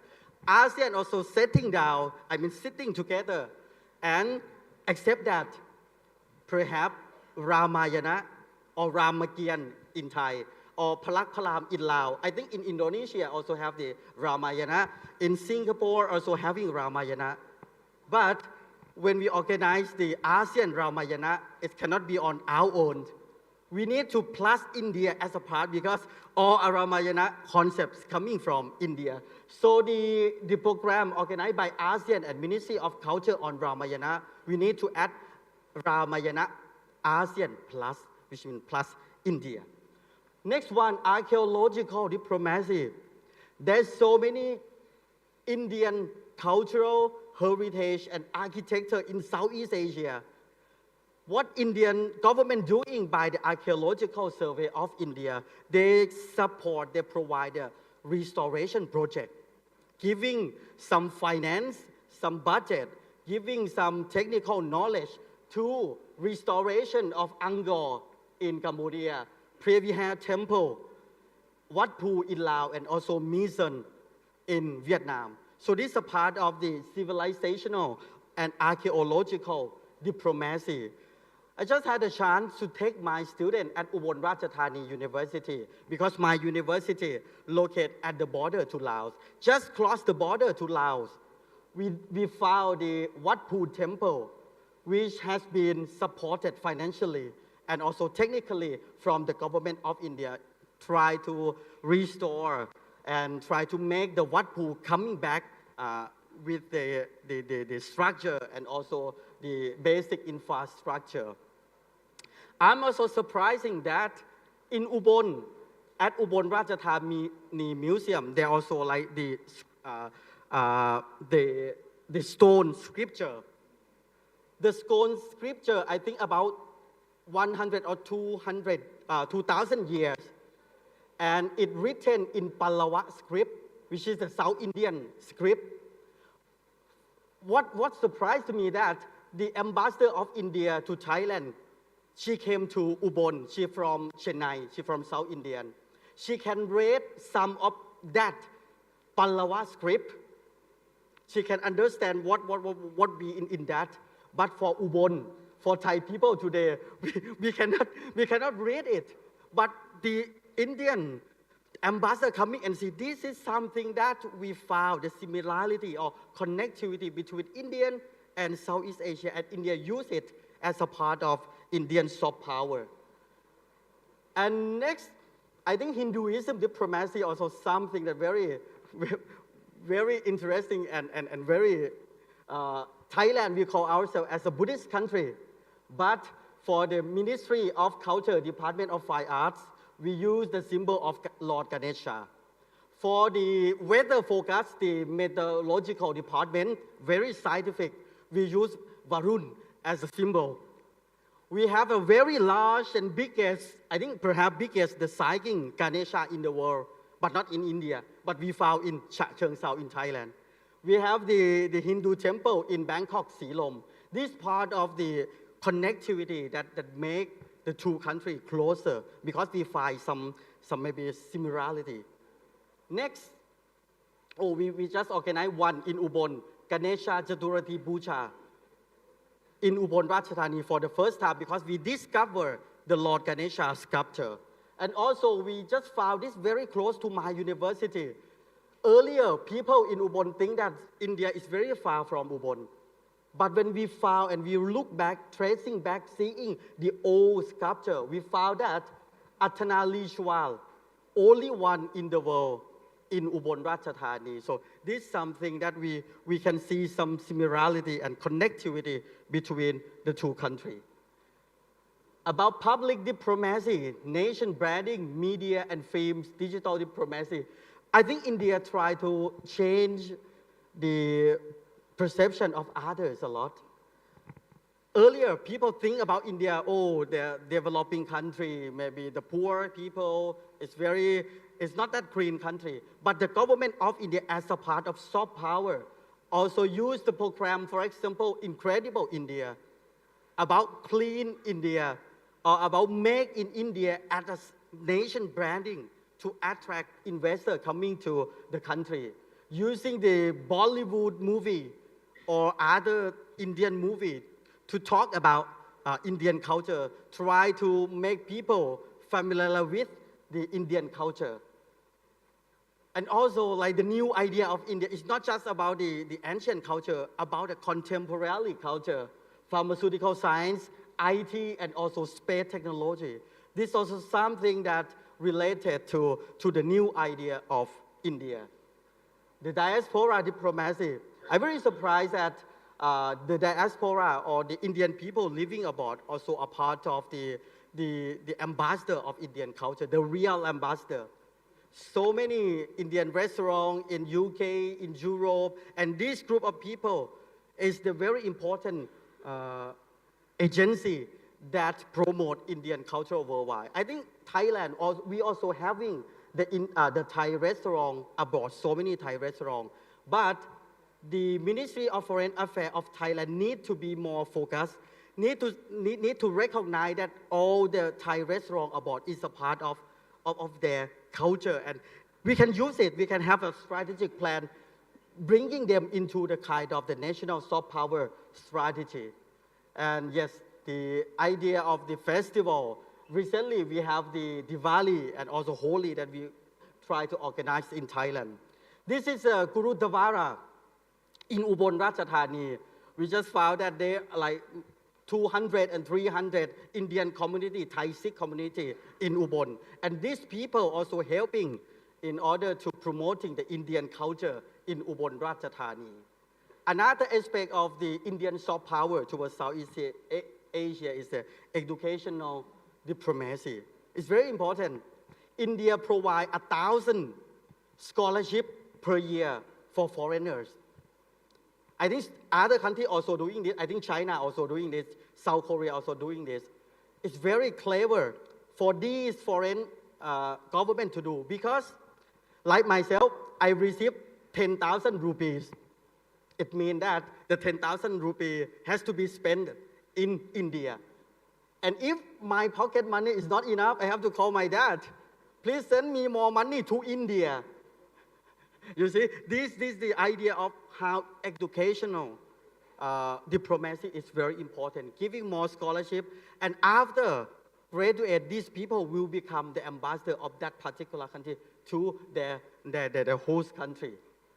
About Buddhist diplomacy, because Thailand and India, Laos, Cambodia, Vietnam, we share the Buddhism as a shared heritage.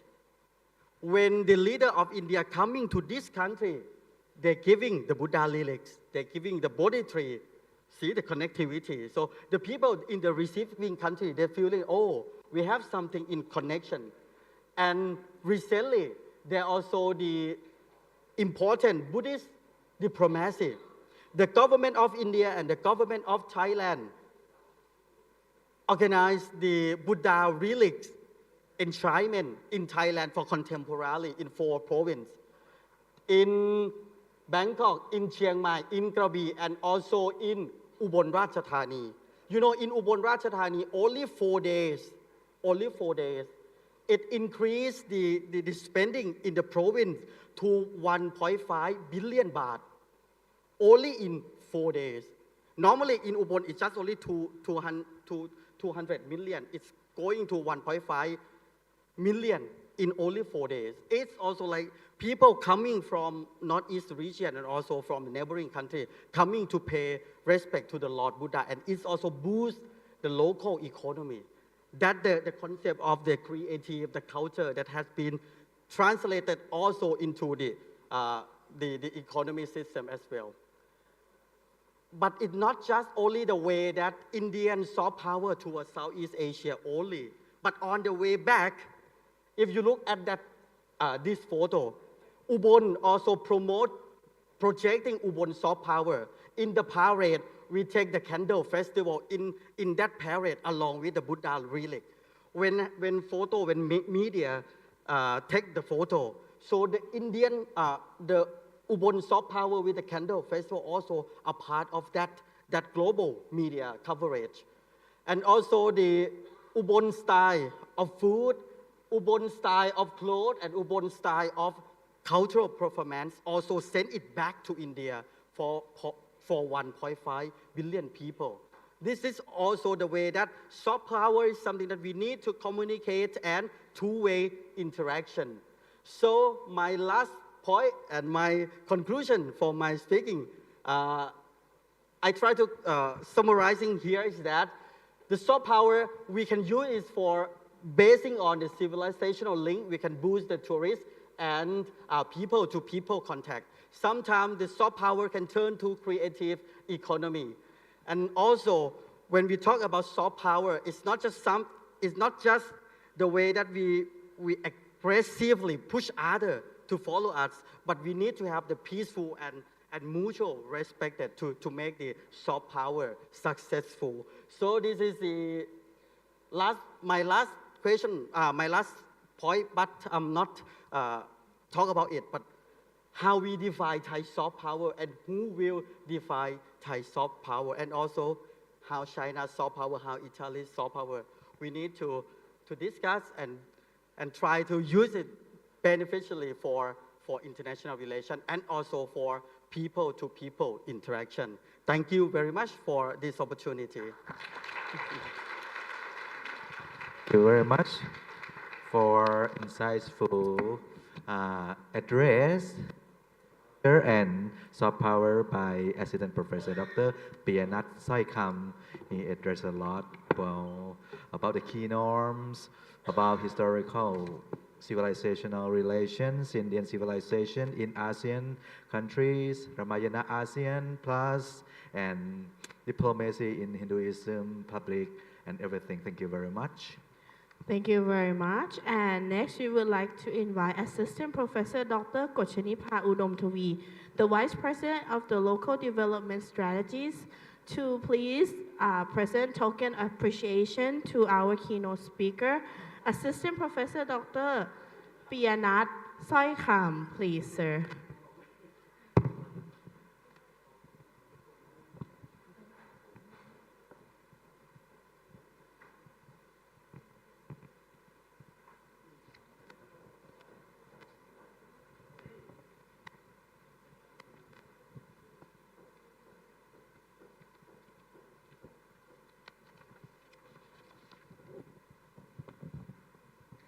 Thank you so much once again to Assistant Professor Dr. Piyanat Soikam.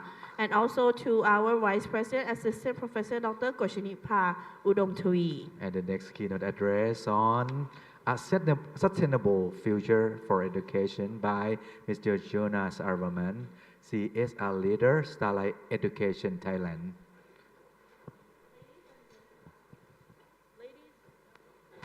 Ladies and gentlemen, we are privileged to introduce our last keynote speaker, Mr. Jonas Everman, the CSR leaders from Starlight Education Thailand.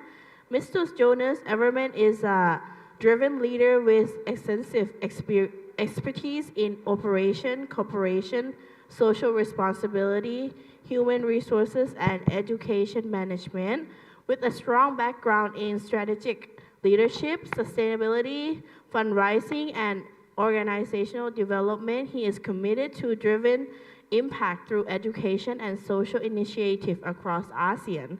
Currently, he is the leader of Skill Up platform at Starlight Education Group, fostering growth and meaningful changes in ASEAN. So please join me to welcome Mr. Jonas Everman, please. Give him a big round of applause. Thank you very much. First of all, I want to say thank you to Dr. Thanom Intara Kumnert, chairperson of the committee, and Dr. Chalong Suktong, president of Surin Rajabat University, for having me here today. It's always a pleasure to be in Surin. I was already joking this morning with Dr. Dan. I'm more often in Surin than back home in Germany. So if anyone knows a house here in Surin, please let me know. I'm happy to move up here. It's beautiful. So thank you very much for having me here today again. I'm the CSR project lead and skill up lead at Starlight Education, and I'm here today to talk a bit about education and the sustainable future of online education. I first came to Thailand in 2018 after university, working for a non-profit organization in Nong Khai, in Isan and northeast of Thailand, called Open Mind Projects. Excuse me. At Open Mind Projects, we taught students from Thailand and Laos from underrepresented areas English and IT skills. And I immediately saw the gap between the students' potential and their access to quality education, quality equipment. That's why I dedicated my professional life together with my colleagues for equity and education and sustainability.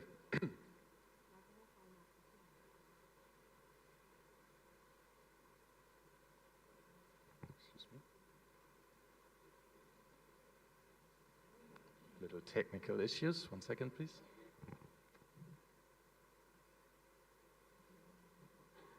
Okay, this way. All right. Education has always been a ballpark with different opinions and different approaches. Some people believe in a more theoretical approach, which is the most common educational system we have today, by memorizing and simply learning in the classroom. Other people or other fields had the opinion that education is more practical, and students, or especially young children, learn better by hands-on activities. For example, the Montessori approach or the Waldorf approach in Germany. But nowadays, education faces, all different kinds of education faces the same problems: unequal access, financial barriers, inflexible systems, and quality concerns. Unequal access. This is not only about access to schools, it's also about access to quality equipment, quality teachers, and quality content. I mean, I'm based in Bangkok. I drive just 60 kilometers out of Bangkok, go visit a school, and I see already the difference compared to schools in Bangkok. So different backgrounds, different schools have different opportunities of giving the students the quality of education they deserve. The UNESCO expects that still 250 million students are out of school, or simply don't have access to school, or maybe don't have the time to go to school because they have to take care of their parents, they have to work, maybe they have to take care of their little siblings. So from this 250 million students out of school today in 2023, More than 100 million are upper secondary, approximately 50 million are lower secondary, and 80 million are primary students. If we look back, of course, in the late 90s, early 2000, this number was way higher, approximately 400 million. So we already managed to reduce this number over the past 20 years by more than 40%, which is a very, very high achievement, which we did through funds, promoting education by governments, and of course the United Nations. But I think still 250 million students out of school is still a very high number, which we have to tackle. Another point is the financial barriers. I was so fortunate to go to the German school system, where high school and university colleges are for free. I didn't have to pay a cent for education. But many other countries don't have these advantages. The public school system in Germany, for example, or in the whole of Europe is still relatively good. So students or parents are not needed to send their students to private schools. I have a friend, he sent his son to a private school in Bangkok. He has to pay almost 1 million baht per year to send his son to a school where he can speak and learn English, for example. So these financial barriers are a big problem education faces today. Inflexible systems. Students need to be at school from 9 a.m. to mostly 4 p.m., 5 p.m., and can't really take care of things they maybe need to do for their family. So they are stuck in this inflexible school systems. They need to be at school, they need to be there to get the content and the knowledge they need. And of course, quality concerns. Let me go back to the financial restraints. If we have a look, the cost for education skyrocketed in the late 80s, early 90s. It was still okay, but now it skyrocketed from almost 10,000 USD per average cost to more than $25,000 per year. Now we have a look if that average tuition cost was increased at inflation rate, we would still be below 10,000 USD. There we can clearly see that education is not accessible or affordable for everyone anymore.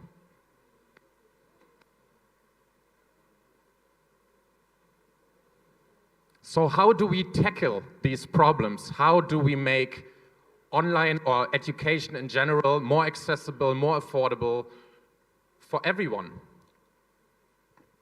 Of course, education has to be accessible. And as I said before, it's not only the access to the school itself, but it's also the access to the content. Nowadays, everyone has access to the internet. We all have this little device in our pockets. So everyone actually has the access to content. If I don't know how to fix my car, I go on YouTube and watch a how-to video, how to fix my car, right? So the content is there. But most of the students nowadays spend their time doom scrolling on Instagram, on TikTok, wasting their time because they simply don't know that this quality content is out there. So this is up to the teachers in the classrooms, on the ground, to give students these opportunities, to teach them how to use the internet efficient and give them the access to this content that is already out there. Of course, affordable, as I explained before. Online education, for example, is affordable. Like the example I just said about YouTube, it's completely for free. Everyone can go on there and learn things for free, doesn't have to pay a penny. Online courses are nowadays relatively cheap. You don't have to pay too much anymore for good courses online. And many online courses are for free, so everyone can access them. The good thing about online education and how we make education more sustainable is flexibility. As I said before, I've been to many rural areas in Asia, in Europe, where students simply can't go to school because they have to take care of their siblings, of their elders, of their parents. The old school system don't allow these students with these problems to go to school and learn. Online education, on the other hand, gives students the opportunity to learn wherever they want and whenever they want. They can sit on the bus, on the airplane, on the way to wherever, visit their parents or their grandparents, and they can open an app and learn a language, for example. I tried to learn Spanish and Italian through Duolingo, which is a fantastic app, which opens many, many opportunities for many, many people out there. Also, sustainable education is personalized. I will talk about our Skill Up platform a bit later, but many courses out there are personalized, individualized through AI. You can go into a chatbot and the chatbot will give you personalized answers to your questions that you have at that point. Scalable. Education is not only bound to the classroom anymore, it's way beyond the classroom. Everyone can access education everywhere through their phones or the internet. And of course, environmental sustainability. This is one big point. I remember when I went to school, I had a big backpack with, I don't know, 15 big books. It was very heavy. It was a waste of paper. For every course I had a folder with at least 30, 40 A4 papers I had to write every week. And at the end of the year, what do you do with all this content? You throw it in the bin. Through online education, you don't have this waste of paper anymore. So it's also good for everyone's CO2 footprint.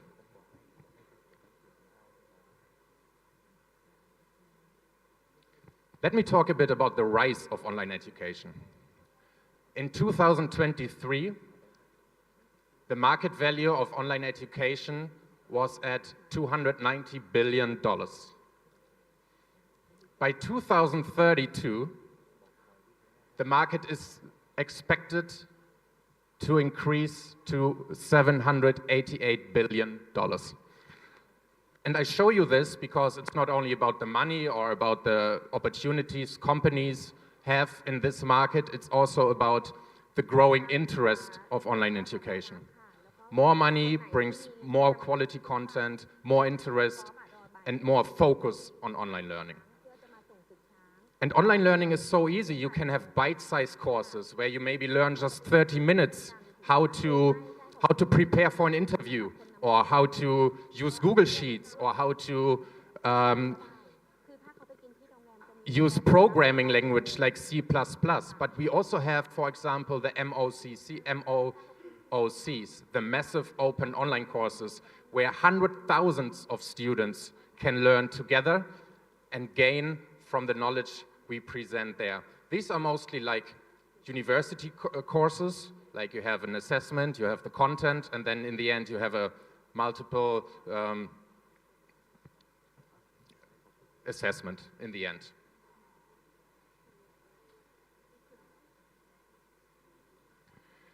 This is a statistic from one of the market leaders. I think I don't have to say the name, but here you can clearly see how online education increased over the past 6-7 years.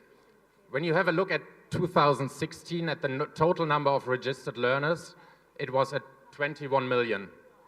And then it was like a rise every year, 7 million more, 7 million more. And then what happened in 2019? COVID, exactly. So suddenly people were forced to use online platforms to learn. And there you can see the jump from 44 million to 71 million, and then 1 year later from 71 million to 92 million online learners in just 2 years. So there you can see if governments want something, they can do it. Because in that time, governments and institutions were forcing online learning and online platforms basically onto the people because students simply couldn't go to the school anymore because they were closed. The same here. Online total enrollments to courses. In 2019, it was still at 76 million. Then it raised in 2 years to 189 million course enrollments on this platform. So yeah, how do we tackle all these problems? I think we can't, I think online learning doesn't want to take the place of person-to-person learning and education, but it can enhance person-to-person and face-to-face education through online courses, through online content, and through the flexibility and affordability online education delivers. So now I want to talk a bit about our own platform, which is called SkillUp. We started SkillUp in 2023 together with Deloitte. Deloitte is one of the top 4 companies in the world, and this is one of Deloitte's CSR projects. It's part of their world-class project, where Deloitte wants to basically empower 5 million students around the world, and we want to empower 1 million students in ASEAN. We started this journey in the late 2023, where we launched our platform here in Thailand. And we collected a lot of feedback in the time. We collected a lot of improvements. So we took the platform down again to make it more intuitive, to make it more gamified. So we were working a lot on this platform and going to launch it again on this coming Monday. So yeah, it has been a very long journey. We started this very small with a small team here in Thailand, going around Thailand, promoting the platform, trying to get more universities on board, because we always believed that we don't want to force content from the USA or from Europe onto people in Asia.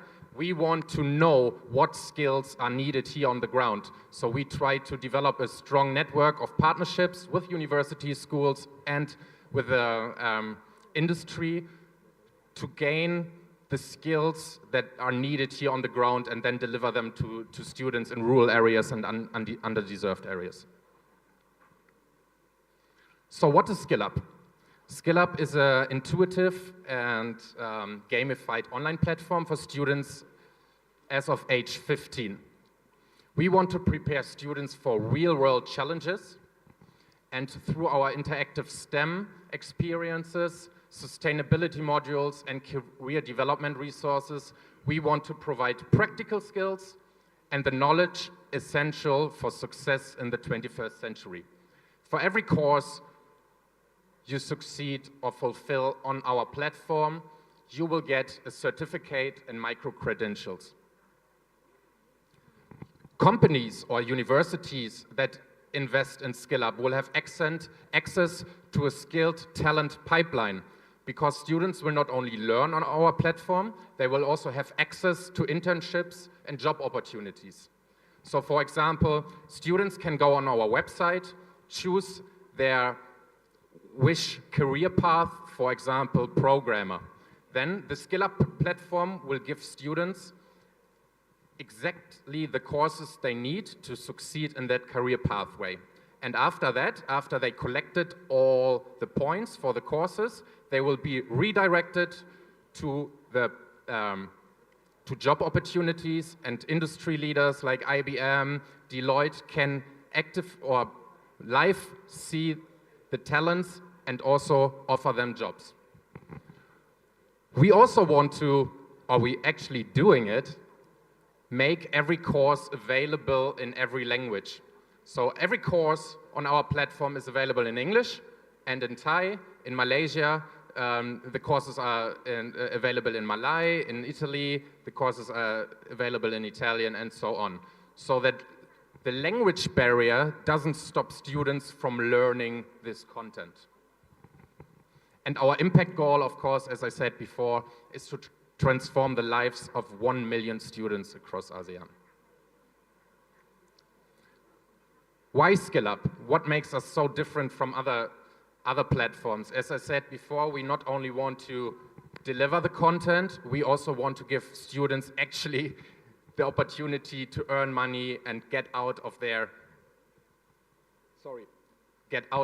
circle where they're in right now. So we believe to give students the skills so they can stay in their community and we don't want the students to move out of their communities and then find jobs in Bangkok. This still leaves the communities in the place where they are. So we want to skill up the students in their communities so they can stay there and give these skills to other people around in that community to lift up these communities. Our courses are all localized. As I said before, we develop courses together with universities here on the ground, with industry leaders here on the ground in Thailand to know what they want from the youth to be able to work at these places. And of course, the social impact. It's a big CSR project. That's why we are able to give these courses out for free. It's all sponsored and supported by Deloitte. And that's why we're able to give out these courses for free to all these students. These are three of our platform ambassadors. Mr. Charles Gemar is a former NASA astronaut. He's been to space 3 times. He was already here in Surin. Had a great presentation with 3,000 students, I think, last time. It was a lot of fun. Then we also develop courses together with him. So we have courses like aerodynamics, how to become a jet pilot. Then we also work together with Charlotte Powells. She's working for ESA and is an analog astronaut. She's basically simulating Mars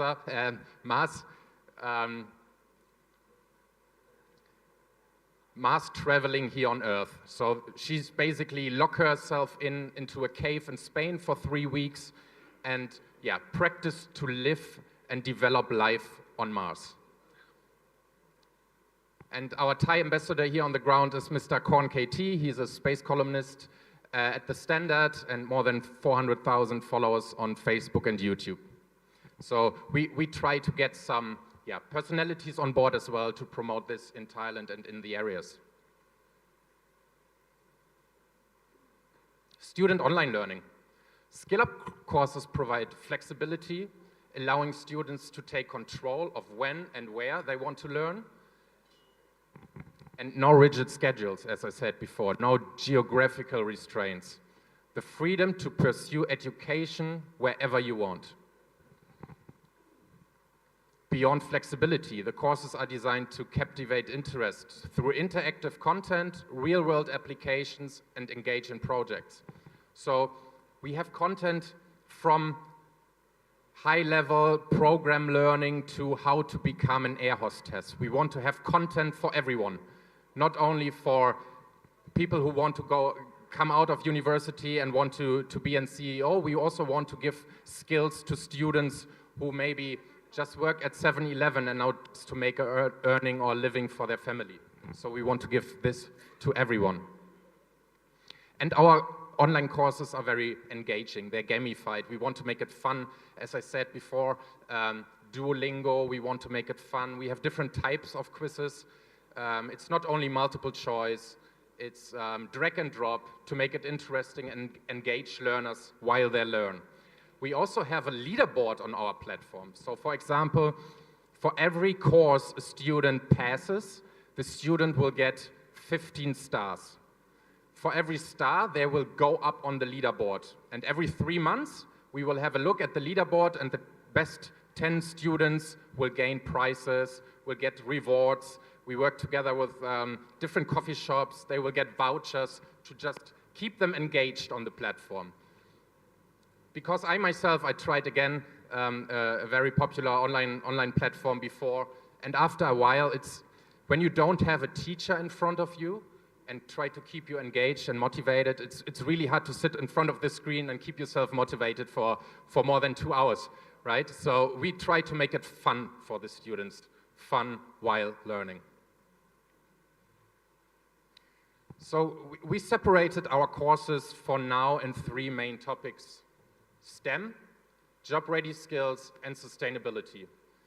40% of the jobs that not exist now, but will exist in the next 20 years, are STEM jobs: science, technology, engineering, and mathematics. So the future is STEM. That's why STEM is so important and is one of our main topics on our platform. Job-ready skills. What are job-ready skills? Job-ready skills are how to write an email, how to use Google Sheets, how to use Excel, how to speak in public, how to prepare yourself for an interview. So it's not only the theoretical content you need, it's also soft skills you need to succeed in your career. And we want to prepare students in Asia to gain more job-ready skills because we saw that there is a big lack of these skills. And of course, sustainability. Skill Up works together with the UNESCO, and we dedicated ourselves to promote the 17 Sustainable Development Goals because it's so important nowadays. We see the climate change all over the world, so it's so important nowadays to promote these skills. As I said, Skill Up dedicated itself to the sustainability goals like gender equality, quality in education, reduced inequalities, partnerships for the goals, which we do now here, for example, with Surin Rajabat University, who's been a fantastic partner since the beginning, and decent work and economic growth.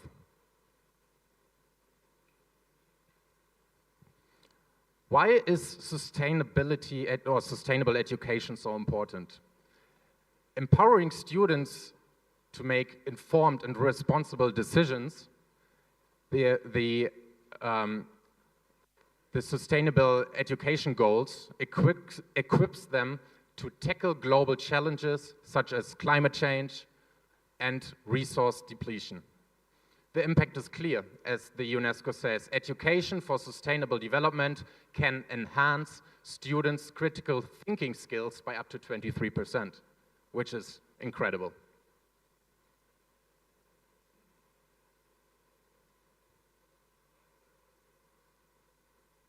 Here I have a little example how the courses look on our Skill Up platform.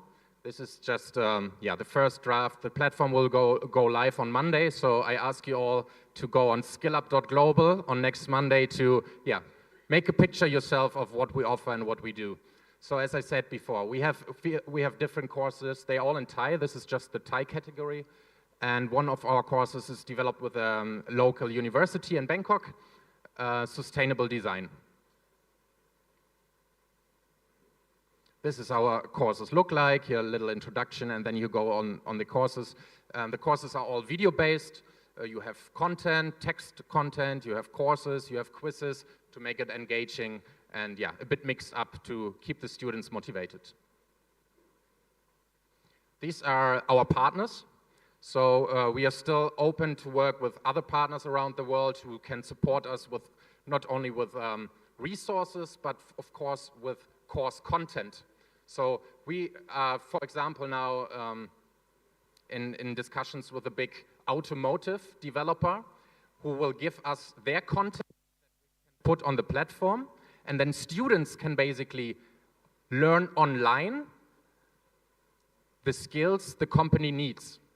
So they can go on our platform, learn how to work in an automotive factory, and then the automotive factory will see on our platform in the back end which students or how many students succeeded in these courses and then can make job offers to these students. We work together with JobsDB as well, based in Bangkok, who will give us, many job offers, hopefully. So, it's a big partner. We work together with MasterCard, Rolls-Royce, the Museum of the Future in Dubai, Sunway International Schools in Malaysia.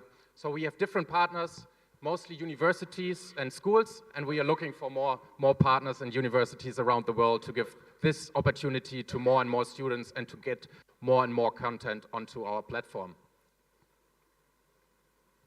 Okay, that's it for me. Thank you very much for listening and enjoy Surin very much. Thank you very much that you have mentioned a lot of good things for next cooperation for the university all over the world.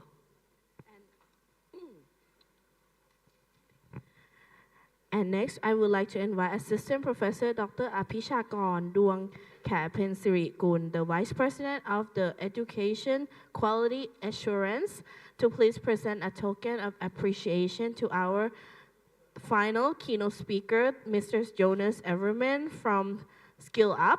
Please, sir.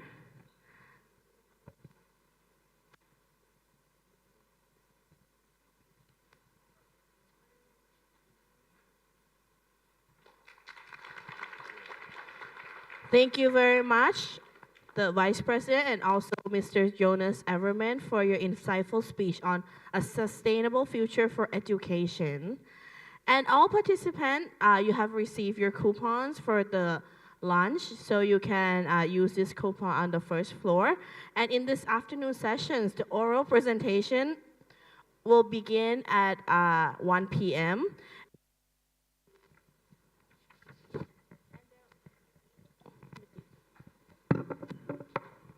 And there will be a total of 5 rooms. The first room is the international group, which will be at Chattan Meeting Room on the 2nd floor of Building 31st. And the second room is the educational group, which will be held at Erawan Meeting Room, 2nd floor of Building 31st. And the third room is the science and technology group, which will be held at Kashatan Meeting Room, 2nd floor of the Building 31st as well. And the fourth room is the humanities and social sciences, business administration, service, and tourist research will be held at the Office of International Relations and Affairs meeting room on the 6th floor of Building 31st. And the fifth room is the poster presentation, which will be held in this room, which will start at 1 p.m. sharp. And other leaders, we have the cars to bring you back to the hotel, which your liaisons will take you back to the hotel after this. And this is, when you, all the presenter, please proceed to your room, and we will start the oral presentation at 1 p.m. sharp. We appreciate your contribution and look forward to your engaging discussions. Yeah, seeing you in the evening. Thank you very much, everyone, for our both.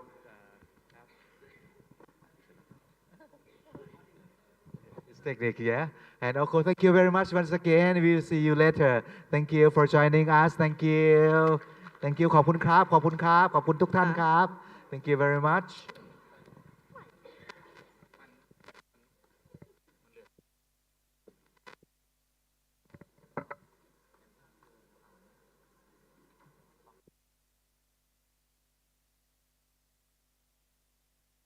I was getting kinda used to being someone you loved, and I tend to close my eyes when it hurts. Sometimes I fall into your arms. I'll be safe in your sound till I come back around. For now the day bleeds into nightfall, and you're not here to get me through it all. I let my guard down, and then you pulled the rug. I was getting kinda used to being someone you love. Now the day bleeds into nightfall, and you're not here to get me through it all. I let my guard down, and then you pulled the rug. I was getting kinda used to being someone you loved.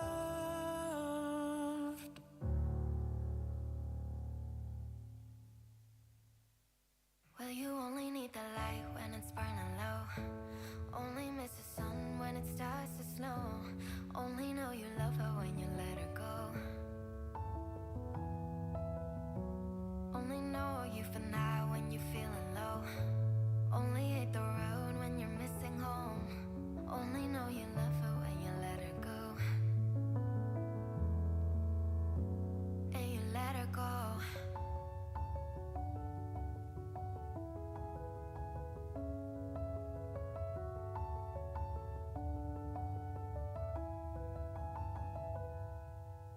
Staring at the bottom of your glass, hoping come slow.